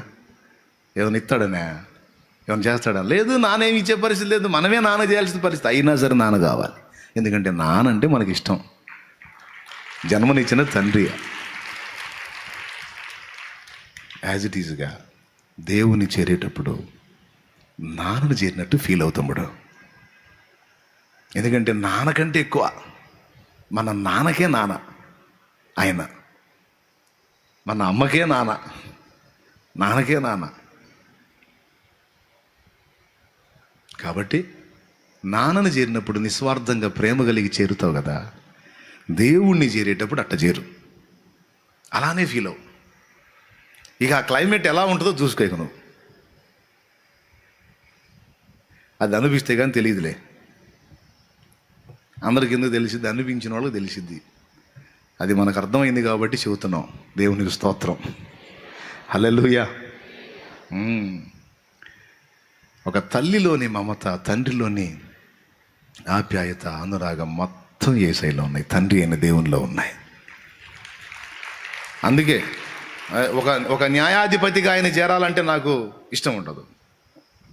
ఒక జడ్జిగా నేను ఆయన చూడటానికి ఇష్టపడింది, కానీ ఒక నాన్నగా తనినా పర్వాలా, కానీ నాన్నగానే చూస్తా, నాన్నగా ఇష్టపడతా. మీకు కూడా నాన్నగానే పరిచయం చేశా. యేసయ్య కూడా నాన్నగానే పరిచయం చేశాడు. పరలోకమందున్న మా జడ్జి, నీ నామం పరిశుద్ధపరచబడును గాక అని ప్రార్థన చేయండి అన్నాడా? పరలోకమందున్న మా న్యాయాధిపతి అనమన్నాడా? ఏమనమన్నాడు? పరలోకమందున్న మా తండ్రి.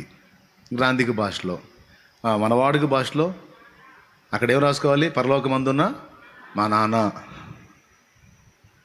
పరలోకమందున్న మా నాన్న, నీ నామం, నీ రాజ్యం.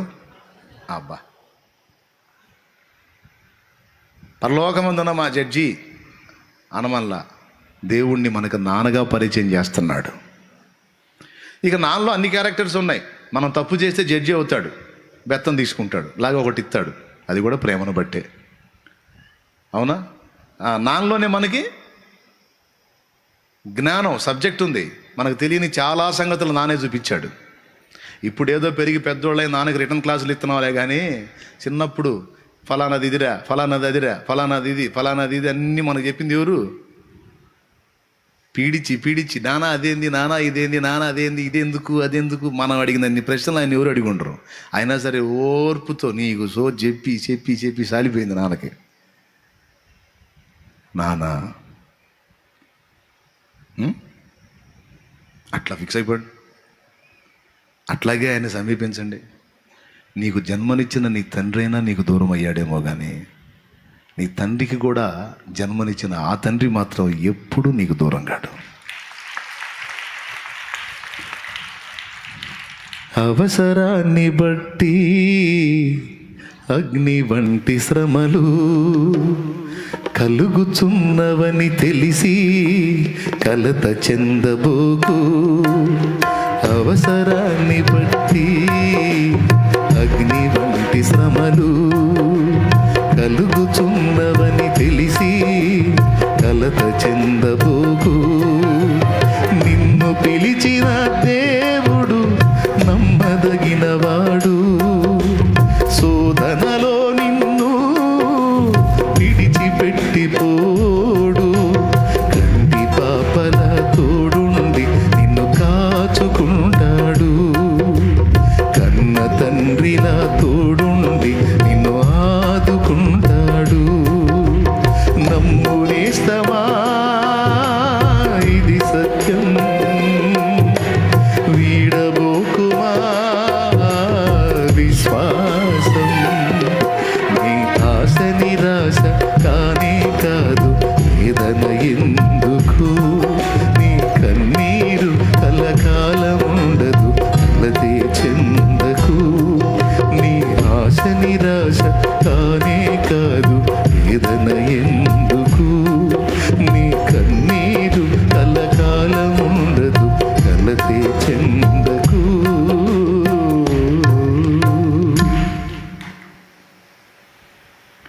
నీకు జన్మనిచ్చిన నీ తండ్రి ఒకవేళ కన్ను మూసి నీకు దూరం అయితే కావచ్చు, కానీ ఆయన మాత్రం నీకు ఎల్లప్పుడూ సమీపంగానే ఉంటాడు, దగ్గరగా ఉంటాడు.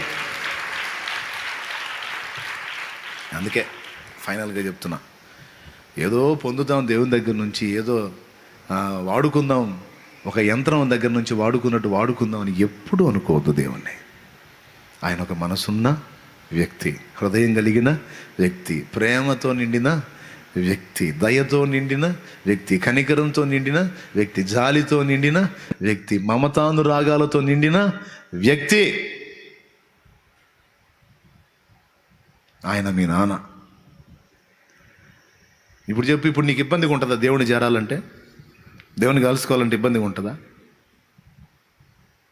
మా నాన్నతో కలిసి మాట్లాడాలంటే నాకు ఎప్పుడు ఇబ్బంది అనిపించలేదు, సంతోషమే. అట్లాగే నా పరలోకపు తండ్రితో కూడా చేరి మాట్లాడుకోవటం నాకు ఎప్పుడు ఇబ్బంది కాదు. మీరు నమ్మండి నమ్మకండి, నా మనసు ఎప్పుడు అటే లాగుతూ ఉంటుంది. ఏదో తప్పనిసరి వచ్చి బాధ్యతలు నెరవేర్చాల్సి వస్తుంది, కానీ లేకపోతే ఎప్పుడు అక్కడే గడపాలి, ఆయనతోనే గడపాలనే ఆరాటం. మీకు కూడా అలాంటి ఆరాటం ఉంటే ఆ తండ్రివన్నీ మీవి, నావి.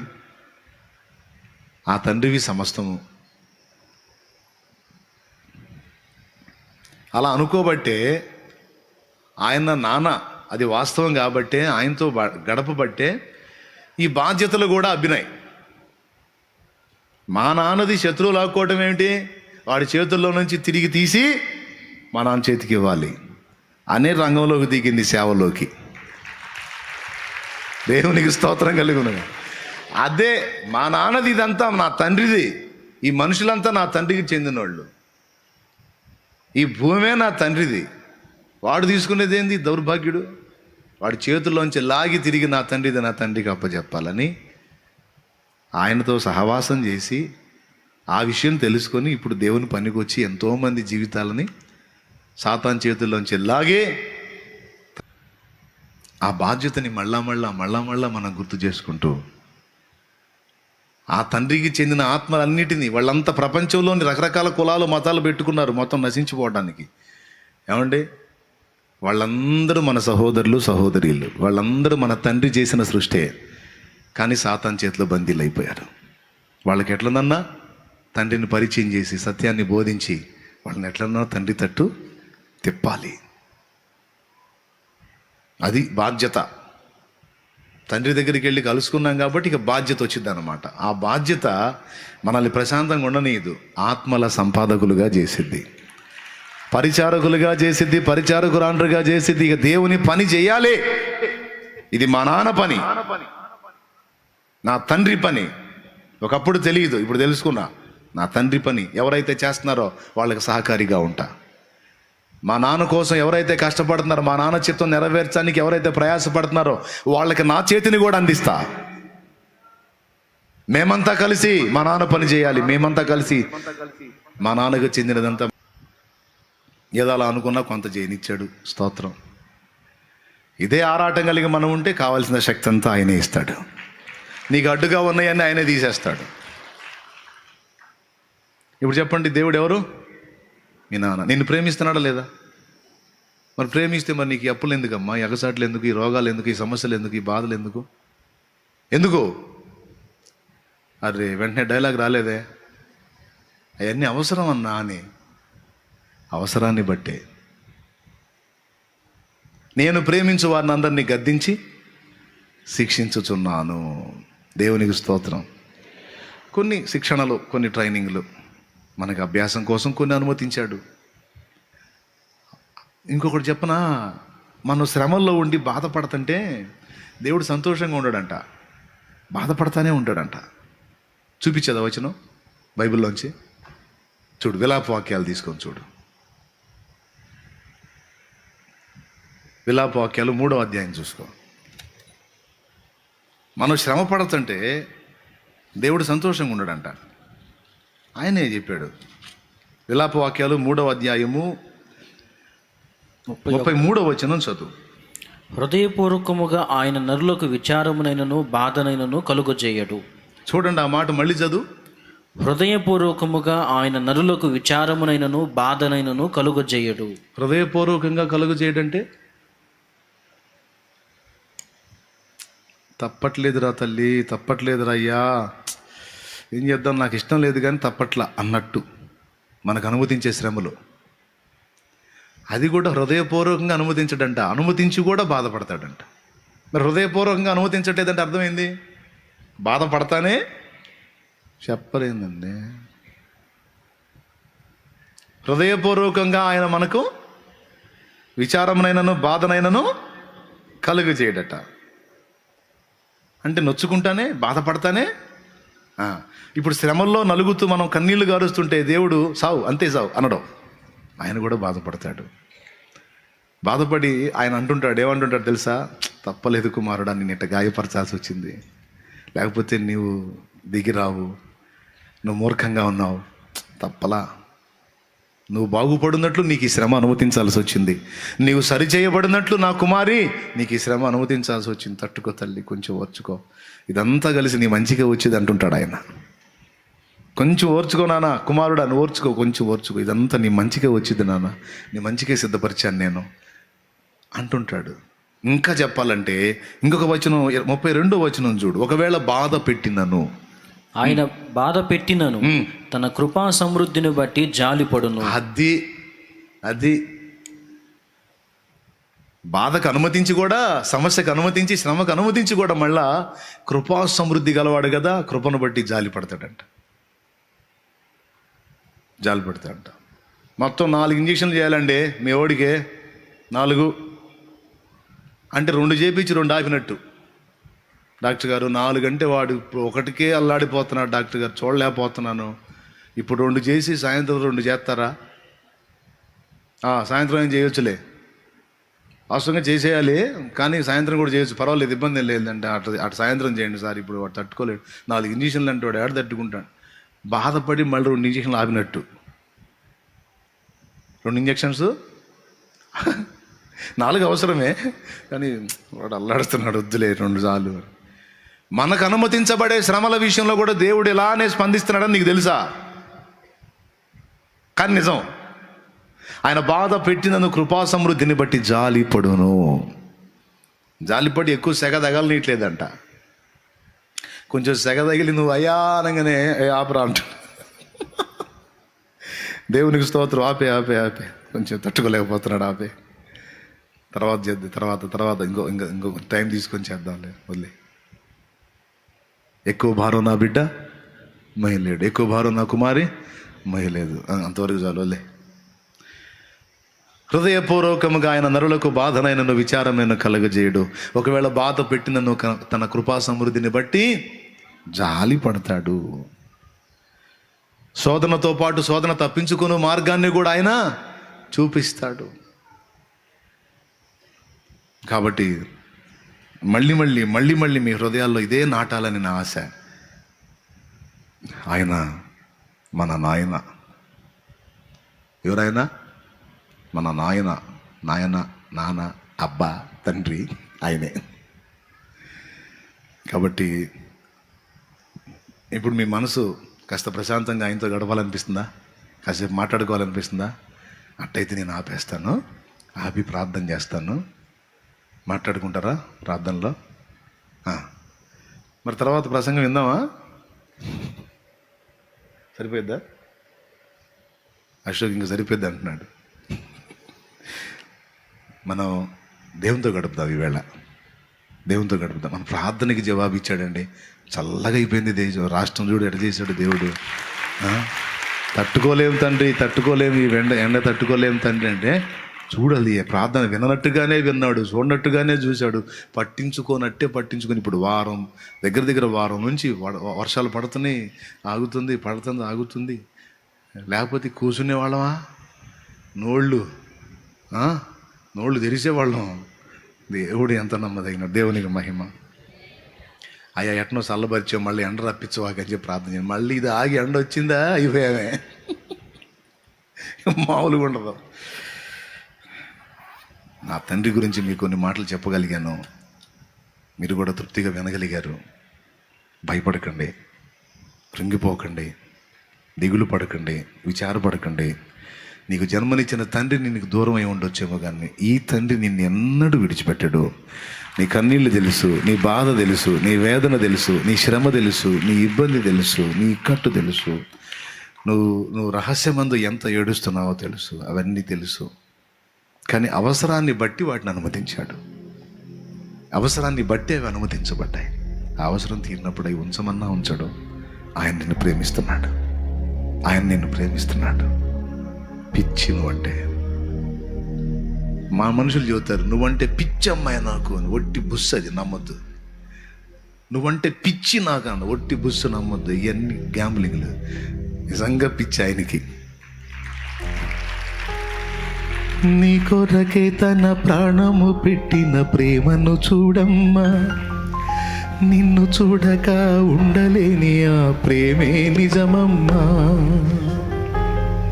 తమ్ముడు, నీ కొరకే తన ప్రాణము పెట్టిన ప్రేమను చూడయ్యా, నిన్ను చూడక ఉండలేని ఆ ప్రేమే నిజమయ్యా. అందరూ నిన్ను మరచిన గాని మరువని స్నేహితుడే, కొందరిలాగా మధ్యలో నిన్ను విడువని ప్రేమికుడే. అందరూ నిన్ను మరచిన గాని మరువని స్నేహితుడే, కొందరిలాగా మధ్యలో నిన్ను విడువని ప్రేమికుడే. రక్తము పోసి ప్రేమ లేఖ నీకు రాసినవి ప్రియుడే, రక్షణనిచ్చి రాణిగా చేసే యేసురాజుగనుడే.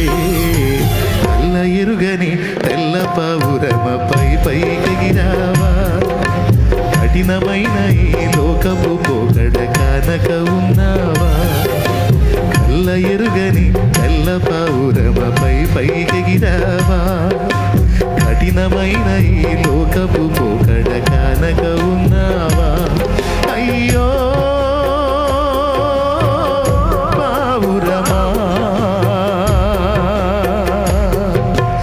ఓ పావురమా, ఎల్ల ఎరుగని తెల్ల పౌరమపై పైకెగిరావా, కఠినమైన ఈ లోకపు పోకడ కానక ఉన్నావా. ప్రార్థన చేస్తున్నావా? ఇప్పుడు చెప్పండి, ఏం ఆశించి అడుగుతారు దేవుడిని? ఏం ఆశించి వెళ్తారు ఆయన దగ్గరికి? నానా నానా మా నాన్న నా దగ్గర ఏం ఆశిస్తామైంది? అవసరమైతే నాన్నకి ఇస్తాం, భయం అయితే ధైర్యం కోసం అడుగుతాం, నాన్న భయంగా ఉందని చెబుతాం, బాధ కలిగితే నాన్న బాధగా ఉందని చెబుతాం, ఇంకేం ఆశిస్తాం? అంతే అంతే మాట్లాడు. లే మొక్కడు వెళ్ళే ఆయనను ప్రేమించి ఆయన రెక్కలను ఆశ్రయించి, సేవకులు విశ్వాసులు అన్న భేదం లేదు, అందరూ మోకాళ్ళు. నాకు జన్మనిచ్చిన తండ్రి నాకు దూరమైన, నన్ను ఎప్పుడు ఎడబాయిని తండ్రిగా నువ్వు ఉన్నావు, విడనాడని తండ్రిగా నువ్వు ఉన్నావు, నన్ను వదిలిపెట్టు తండ్రి. నువ్వు నిజమే, నీ దగ్గర నుంచి ఏదో పొందుకుందామన్న ఆలోచన ఒకప్పుడు నాకు ఉండింది. అవసరాన్ని బట్టి, సమస్యల్ని బట్టి, బాధల్ని బట్టి, ఇరుకుల్ని బట్టి, ఇబ్బందులను బట్టి వాటికి భయపడి దేవా నాకు సాయం చేయని నేను అడిగాను. కానీ ఈరోజు తండ్రి దగ్గర ఏమడుగుతాను? బాధ చెప్పుకోవటం తప్ప. కానీ భూలోకంలో మాకున్న తండ్రి బాధ విని ఆయన కూడా ఏడుస్తాడు, వదిలేస్తాడు. కానీ నువ్వు నా తండ్రివి, ఆయన కంటే ఎక్కువ నువ్వు. బాధ నువ్వు వినటమే కాదు, నీకు ఇష్టమైతే దాని నుంచి విడిపించగలవు కూడా. కానీ నీతో ఉండాల్సిన రిలేషన్, అనుబంధం నాకు ఈరోజు నేర్పించావు. ఎప్పుడు నీ దగ్గరికి చేరినని తండ్రిలాగానే చేరుతాను. నా తండ్రివని నేను కోరుకుంటాను. నా తండ్రిగానే నీతో సహవాసాన్ని ఇష్టపడతాను. నా తండ్రిగానే నిన్ను సమీపిస్తాను. నన్ను అనుగ్రహించు దేవా. నాకు నువ్వు కావాలి, నీ సన్నిధి కావాలి. నువ్వేమి ఇచ్చినా ఇయ్యకపోయినా నాకు నువ్వు దూరం కాకూడదు. నీకు నేను భారమయ్యే బతకూడదు. నీకు అభ్యంతరకరంగా నేను ఉండకూడదు. నా తండ్రి, నేను నిన్ను బాధ పెట్టి బిడ్డగా నేను ఉండకూడదు. నీకు ఇష్టంగా ఉండాలి. నన్ను బట్టి నువ్వు సంతోషించాలి తండ్రి. నన్ను బట్టి నువ్వు గర్వపడాలి. ఆ విధంగా నేను బ్రతకాలి తండ్రి. నాకు నువ్వు కావాలని అడుగుతావా? నీ పాదాలు కావాలని అడుగుతావా? నీ రెక్కలు కావాలని అడుగుతావా? రెక్కల క్రింద నాకు ఆశ్రయం కావాలని అడుగుతావా? నేను ఏమేమి ఎదుర్కొంటున్నానో, ఏమేమి అనుభవిస్తున్నానో అవన్నీ నీకు తెలుసు. నీకు చెప్పాల్సిన అవసరం లేదు. కానీ అవన్నిటిని నేను కోరట్లేదు. అవన్నీ నాకు అవసరం అనుకుంటే ఉంచుతావు, అవసరం లేదనుకుంటే తీసేస్తావు. అవన్నీ నీకు తెలుసు ఏం చేయాలో. కానీ నీకు దూరం అయ్యాననేది ఒకటి మాత్రం నాకు అర్థమవుతుంది. నేను సరిగా నేను చేరుకోలేదని అర్థమవుతుంది. చేరవలసిన విధంగా, రావలసిన విధంగా నీ దగ్గరికి రాలేదని నాకు అర్థమైంది. కోరుకొనవలసిన విధంగా నేను కోరుకోలేదని నాకు అర్థమైంది. సిగ్గుపడుతున్నాను. మా నాన్నవి నువ్వు నాయన, మా నాన్నవి నువ్వే కావాలి. నీ సన్నిధి కావాలి, నీ పాదాలు కావాలి. నువ్వు కావాలి, నీ సన్నిధి కావాలి, నీ పాదాలు కావాలి, నీతో సహవాసం కావాలి, నీతో సహజీవనం కావాలి. నా గుండెల్లో ఉన్న బరువు అంతా నీతో పంచుకోవాలి. సాయం చేసినా చేయకపోయినా ముందు నీకు చెప్పుకోవాలి. నేను దేవా నీకు చెప్పుకోవాలి తండ్రి. నానా నీతో మనసు విప్పి మాట్లాడుకోవాలి. ఈరోజు నువ్వేమై ఉన్నావో నాకు చెప్పినందుకు నీకు వందనాలు నాన్న. నువ్వేమై ఉన్నావో నాకు చెప్పినందుకు నీకు వందనాలు. నీ కృతజ్ఞతలు నాన్న, నీ కృతజ్ఞతలు నాన్న. నువ్వు మనసున్న వాడివి, ప్రేమ కలిగిన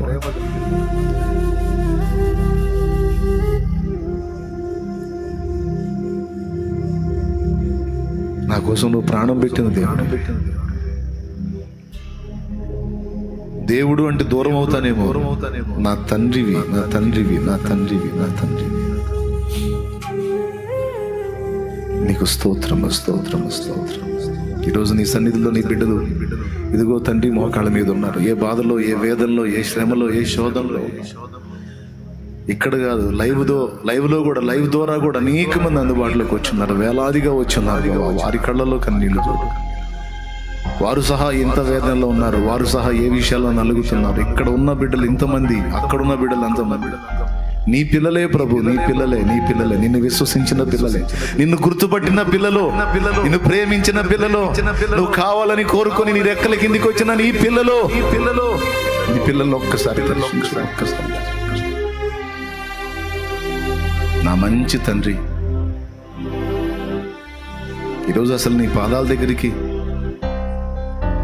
వచ్చేయాలనుకున్నా, మళ్ళీ నన్ను ప్రేరేపించి నువ్వు అక్కడ వస్తే అట నా బిడ్డలకు కూడా చెప్పురా, నా బిడ్డలు కూడా రావాలిరా నా దగ్గరికి, నా బిడ్డలు కూడా రావాలి. నువ్వు ఒక్కడివే ఇదా పొందితే ఎట్లా, నా బిడ్డలు కూడా పొందాలని నువ్వు మాట్లాడించావు. ఇక్కడ నీ బిడ్డలు కూడా ఈరోజు నీ సన్నిధి వెతకగోరారా. అది కన్నీళ్లలో ఉన్నారు, అదిగో కన్నీళ్లు పెట్టుకొని నీకు నానా అని చెప్పుకుంటున్న వారి వేదన తీసి. నీ బిడ్డల కన్నీళ్లు చూసి దాటిపోయే తండ్రివి కాదు, ప్రేమగల తండ్రివి. నీ రొమ్మను ఆనించుకొని ఓదార్చే తండ్రివి, ఆదరించే తండ్రివి.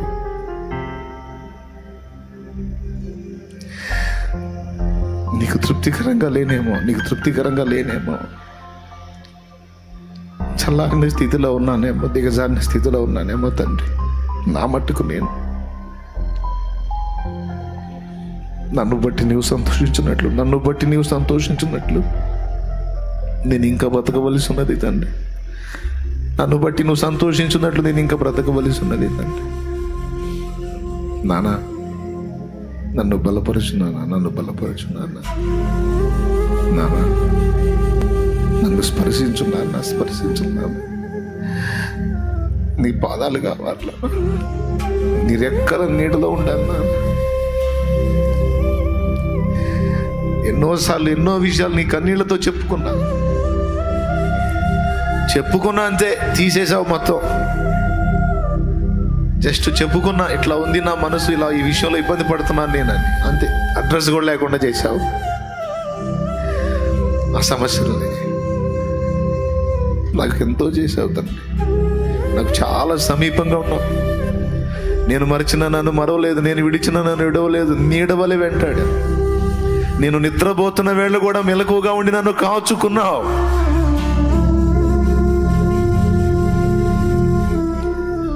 ఏమని నిన్ను స్తుతించేది, ఏమని నిన్ను మహిమించేది?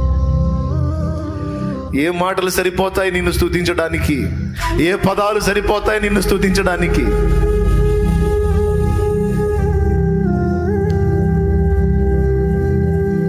గుండె చెదరిన వేళ నా ప్రక్కన చేరి ధైర్యపరిచావు.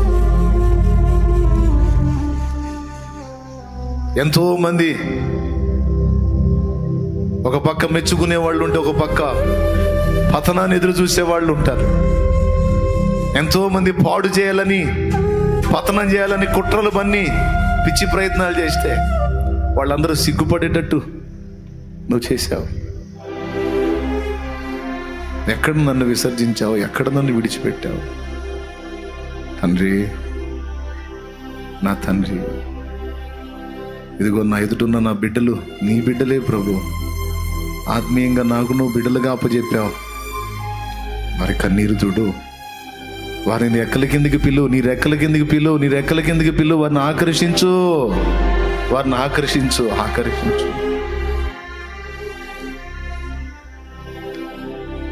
మీ బిడ్డలను ఆదరించు తండ్రి, స్వస్థపరచు తండ్రి, ఓదార్చు తండ్రి, ధైర్యపరచు తండ్రి. గుండె చెదరి ఉన్నారు ప్రభా, గుండె చెదరిన వారిని ఆదరించే దేవుడవు కదా. కృప చూపు. నలిగిపోయి ఉన్నారు ప్రభా, నలిగిపోయి ఉన్నారు తండ్రి, నలిగిపోయి ఉన్నారు నాన్న. ఆదరణ దయచే. ప్రయాసపడి గాలివాన చేత కొట్టబడినట్టున్నారు ప్రభువా.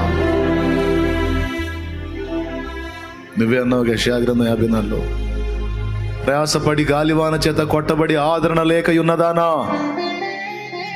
నీలాంజనములతో నేను నీ పునాదులను కట్టుదును. పర్వతాలు తొలగినను, మెట్టలు తత్తరిలినను, నా కృప నిన్ను విడిచిపోదు. నా కృప నిన్ను విడిచిపోదు. నా కృప నీకు తోడుగా ఉంటుంది. అది నా కృప నిన్ను విడిచిపోదు అని మాట్లాడింది నా ప్రభు. నీ బిడ్డల్ని సంధించు, నీ బిడ్డల్ని సంధించు. నా గుండె ఆరాటపడినట్టు నీ బిడ్డల గుండె కూడా ఆరాటపడే కదయ్యా. నీ పాదాల దగ్గరికి పరిగెత్తారు. ఎన్నో పనులు ఉన్నాయి, ఎన్నో పనులు అన్ని పక్కన పడేశారు. ఆ గుండె కూడా నీకోసమే కొట్టుకుంది కదా. ఆ హృదయాలు కూడా నీకోసమే ఆరాటపడి వచ్చినాయి కదా. వారిని తాకు, వారిని స్పర్శించు, వారిని ఆదరించు. వారిని ముందే ప్రేమిస్తున్నావు నువ్వు, తెలుసు నాకు. ఒకవేళ ఏ బాధలో, ఏ వేదనలో నలుగుతున్నారో, తట్టుకోలేకున్నారేమో శ్రమకి, కాస్త స్వాంతన ప్రసాదించు. హృదయపూర్వకంగా నేను బాధ పెట్టను, విచారానికి అప్పగించనని సెలవిచ్చావు. వారి విచారాన్ని కొట్టివేయి.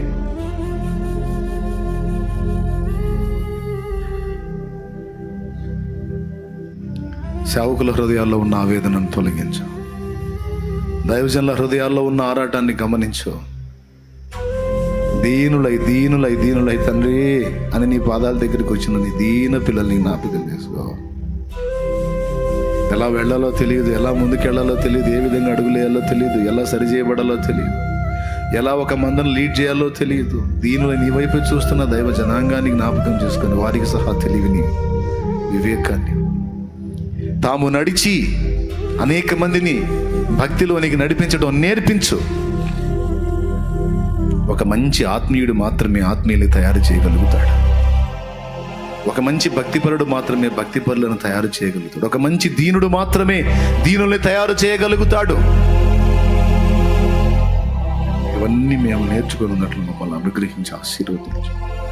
ఈ సన్నిధిని నిలిచి సాష్టాంగపడి, సాగిలపడి, మోకాళ్ళ మీద నిలిచి, ఇదిగో నీ సన్నిధిని కోరుకుంటున్న నీ బిడ్డల్ని ప్రత్యేకంగా జ్ఞాపకం చేసుకొని దీవించి పేరు పేరును ఆశీర్వదించి, వారి శ్రమ తొలగించి సమాధానాన్ని కలిగించి ఆదరించమని నీ దయగల చేతికి బిడ్డల్ని కుటుంబాలతో సహా అప్పగిస్తూ యేసుక్రీస్తు నామములో తండ్రిగా వారు నీ దగ్గరికి చేరారు గనక తండ్రివని, బిడ్డలుగా నీ దగ్గరికి చేరారు గనక తండ్రిగా నీ బాధ్యత వారి విషయంలో ఏవేవి నెరవేర్చాలో నువ్వే చూసుకో. నీ పిల్లల కన్నీళ్లు తుడు.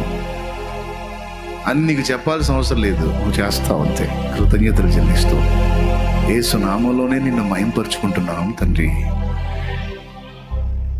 ఆమేన్, ఆమేన్.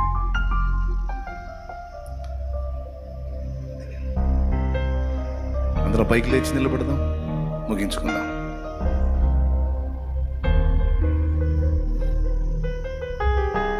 వాస్తవంగా ఇంకో ప్రసంగం చెప్పిద్దాం అనుకున్నా కానీ ఎందుకు ఇంకా వదిలేయాలనిపిస్తుంది. వెళ్ళి మీరు కాసేపు కూర్చొని ప్రశాంతంగా మనసారా దేవునితో మాట్లాడుకోండి. ఇంకా కాసేపు కూర్చోండి మౌనంగా. నీకేం ప్రార్థన నడిపింపు రాకపోయినా పర్లేదు, కూర్చో, ముందు కాసేపు మౌనం కూర్చో. ఆయన గురించి ఆలోచించు, దేవుడి మీద మనసు పెట్టి ఆలోచించు. నీకే వచ్చింది నడిపింపు. కూర్చో, మౌనంగా కూర్చో. నేను, దేవుడు, నా ప్రభు, నా తండ్రి, అట్లా ఆలోచించు అంతే. ఆ నడిపింపు నీకే వచ్చింది. ముగింపులోకి తీసుకెళ్తాను. ఎంతమంది హ్యాపీగా ఉన్నారు? Praise God. లైవ్లో ఉన్న వాళ్ళు సైతం కాసేపు దేవునితో గడుపుకోండి. కొమ్మ చెట్టు నుండి వేరే కూడా కొంతవరకు పచ్చగా ఉంటుందని మర్చిపోవద్దు. దేవుని సహవాసానికి, సాహచర్యానికి దూరమై కూడా బాగానే ఉన్నామనే భ్రమలో మనం బ్రతికే ఛాన్స్ ఉంది. కానీ అలాంటి పరిస్థితికి వెళ్ళకూడదు. మనం జాగ్రత్త పడాలి. ఎలా ఉన్నామో ఎప్పటికప్పుడు పరిశీలించి చూసుకోవాలి. లైవ్లో వాళ్ళకు కూడా చెప్తున్నాను నేను, జాగ్రత్త పడండి మీరు సహా. నన్ను నేను విమర్శించుకొని నేను దేవునికి సమీపంగా ఆగోరినట్లు మీరు కూడా మిమ్మల్ని మీరు పరిశీలించుకొని దేవునికి సమీపంగా అందుబాటులోకి వెళ్ళడానికి, ఒక తండ్రిగా ఆయన ప్రేమించి హత్తుకోవడానికి జాగ్రత్త పడండి. ఒక వాడుక వస్తువుల దేవుడిని చూడొద్దు. ఆయన హృదయం కలిగిన వాడు, ఆయన మనసున్నవాడు, ఆయన వ్యక్తి అండి. ఆయన వ్యక్తి అండి, వస్తువు కాదు, నిర్జీవమైన వస్తువు కాదు. ఆయన జీవం కలిగిన వ్యక్తి. అండ్ మన నాన్న. కాబట్టి వాడుక వస్తువులాగా దేవుణ్ణి చూసి అడ్డపడేసేటట్టు ఉండకుండా దేవుణ్ణి ప్రేమించుదాం, నాన్నను ప్రేమించినట్టు. నాన్న చేయగలిగిన వాడైనా ప్రేమిస్తాం, చేయలేని వాడైనా నాన్న ప్రేమిస్తాం. అలాగే దేవుడు చేసినా చేయకపోయినా దేవుణ్ణి ప్రేమిద్దాం. హల్లెలూయా. ఫైనల్ బ్లెస్సింగ్తో ముగించుకుందాం. చివరి ప్రార్థన అండ్ ఆశీర్వాదం. అశోక్ ప్రార్థన చేస్తాడు. మీకు ఈరోజు టైం ఇస్తున్నాను, మీకు హాయిగా గడపండి, దేవునితో గడపండి. నాతో మాట్లాడడానికి ట్రై చేయకండి, ఇప్పుడు దాకా చెప్పింది అదే. దేవునితో గడపండి. స్వస్థత ఆయనే ఇవ్వగలడు, సమస్యలకు పరిష్కారం ఆయనే చూపగలడు. పద్దాకల నాకు చెప్పుకొని నాకు అలవాటు పడకండి. మీరుగా ఆయనతో కాంటాక్ట్ అవ్వాలి, పొందాలి. నేనెవరికి చెప్పుకోవాలండి? మీరు నాకు చెప్తారు, మరి నేనెవరికి చెప్పుకోవాలి? మీలాంటి విశ్వాసిగా ఉన్నప్పుడు నేను, మీకు తెలుసా, ఆనాడే అలవాటు చేసుకున్నా దేవునికి చెప్పుకోవటం, తండ్రితో మాట్లాడటం. సేవకులు నాకు అందుబాటులోనే ఉన్నారు. నేను వెళ్తే నా కోసం మొర్ర పెట్టి ప్రార్థన కూడా చేస్తారు. కానీ వాళ్ళకి నేను ఆ స్ట్రగుల్ ఇవ్వదలుచుకోలేదు. ఎందుకు? నా తండ్రి నాకు అందుబాటులో ఉన్నాడు. నేను ఆయనతో మాట్లాడుకునే స్వేచ్ఛ నాకుంది. మనసారా నేను ఆయనతో మాట్లాడుకుంటాను. నా కన్నీళ్లు ఆయన ముందు ఉంచే అవకాశం నాకుంది. నాకు తెలియకపోతే కదా, పాపం నేర్పారు కదా, నాకు తెలియజేశారు కదా.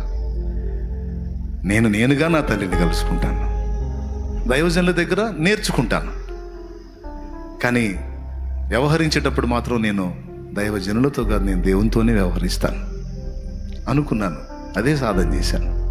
ఎంత మంచిదైంది ఈరోజు, అలవాటు ఎంత మంచిదైంది ఈరోజు. వ్యక్తిగతంగా నేను దేవునితో సంబంధం ఏర్పరచుకోవటం ఈ రోజుకి నేను నిలబడి ఉండడానికి అదే కారణమైంది. లేకపోతే ఒక పర్సన్ మీద డిపెండ్ అయి ఉంటే ఆ పర్సన్ అందేంత వరకు నిలబడి ఉంటాను. ఆ పర్సన్ అందకపోతే అవచ్చు కదా. మనంగా దేవునితో అనుసంధానం కావాలి. ఇందాడి నుంచి నేను మొత్తుకున్నది, ఆయన మీ నాన్న, దగ్గర అవ్వండి, మనసుప్పి మాట్లాడండి.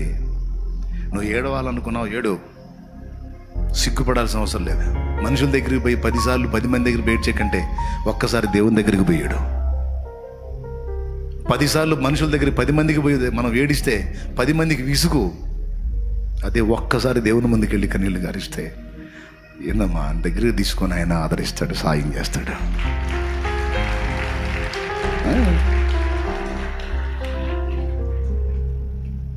మనుషుల దయను వెతకొద్దు, దేవుని దయను వెతకండి. నా పిల్లలారా రోషం కలిగి ఉండండి. పద్దాకల పసిపిల్లల్లాగా వ్యవహరించవాకండి, చిన్న పిల్లల్లాగా వ్యవహరించకండి. శాలేమన్న పెంపకంలో పెరిగిన వాళ్ళందరూ దేవునితో కనెక్ట్ అయిన వాళ్ళై ఉండాలి, తిక్కలోళ్ళలాగా ఉండకూడదు. నా కోరిక అది.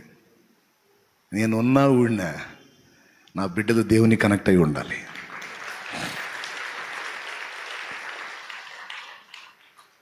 ఈరోజు కాదు, ఫస్ట్ నుంచి నా అలవాటు అదే, నా బిడ్డలకి నేర్పుకుంటా వచ్చింది అదే. నా బిడ్డలందరూ వెళ్ళి మోకాళ్ళేసి దేవునితో మాట్లాడుకోగలగాలి, దేవుని దగ్గర కూర్చునే వాళ్ళై ఉండాలి, దేవునితో గడిపే వాళ్ళై ఉండాలి. అలా చేయబట్టి ఈరోజు సేవకులు లేచారు. 100 మంది సేవకులు తయారై వెళ్ళి ఒంటరిగా శాలేమన్నా కలిసినా కలవపోయినా సేవ చేసి ఆత్మల్ని కదిలిస్తూ ఉన్నారు. జాగ్రత్త, పద్దాకలు పసిపిల్లల్లాగా ఉండకండి, కాస్త ఎదగండి. ఆమేన్.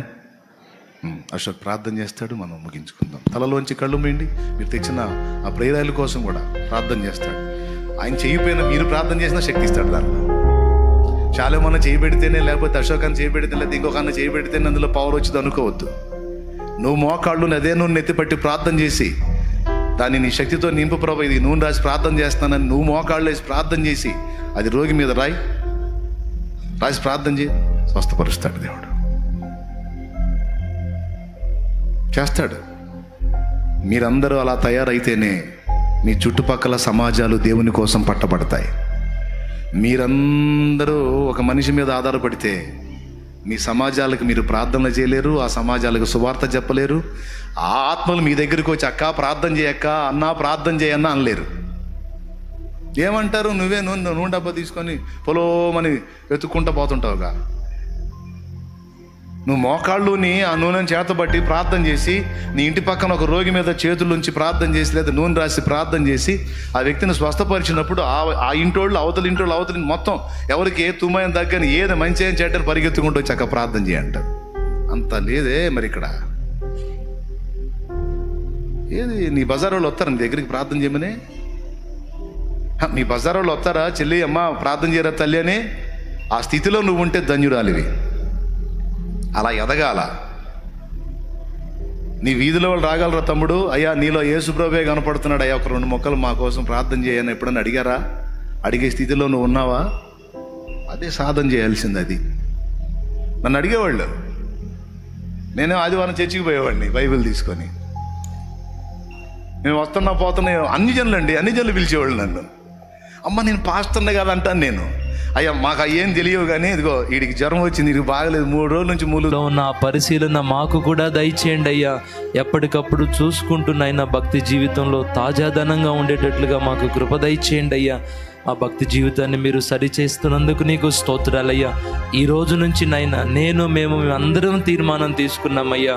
ఆ తీర్మానంలో మేము నిలిచి ఉండేటట్లుగా మాకు కృప దయచేయండి అయ్యా. నీతో అంటుకట్టబడి బ్రతకడానికి సహాయం దయచేయండి అయ్యా. నీ దాసుని కూడా నీ ఆత్మచేత నింపండి నాయన. ఇంకా బహుబలంగా నీ సేవలో వాడుకొనమని ప్రార్థన చేస్తూ ఉన్నామయ్యా.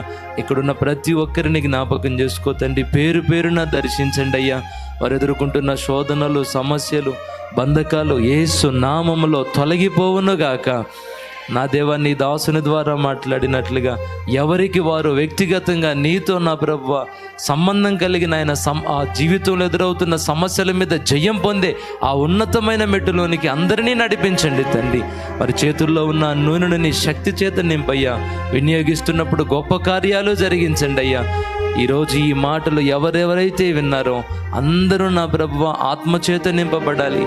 ఇప్పుడు ఉన్న ఆ మెట్టు నుంచి ఇంకా మహిమ నుండి అధిక మహిమకు చేరుకునేటట్లుగా మా భక్తి జీవితాలను పునరుద్ధరింప చేయమని వేడుకుంటూ నీకే వందనాలు, స్తుతులు, స్తోత్రాలు, కృతజ్ఞతలు చెల్లిస్తూ యేసు నామములో అడిగి ప్రార్థించి వేడుకుంటున్నాము తండ్రి. ఆమేన్. మన తండ్రి అయిన దేవుని ప్రేమ, ఆయన ప్రియ కుమారుడును లోకరక్షకుడునైన యేసుక్రీస్తు వారి దివ్యమైన కృప, పరిశుద్ధాత్మ దేవుని యొక్క అన్యోన్యత సహాయ సహవాస సమాధానములు సమకూడిన మనకు సకల పరిశుద్ధులకు సార్వత్రిక సంఘమంతటికి సదాకాలము తోడై ఉండి నిత్యంతములో చేరు పర్యంతము నడిపించునుగాక. ఆమేన్.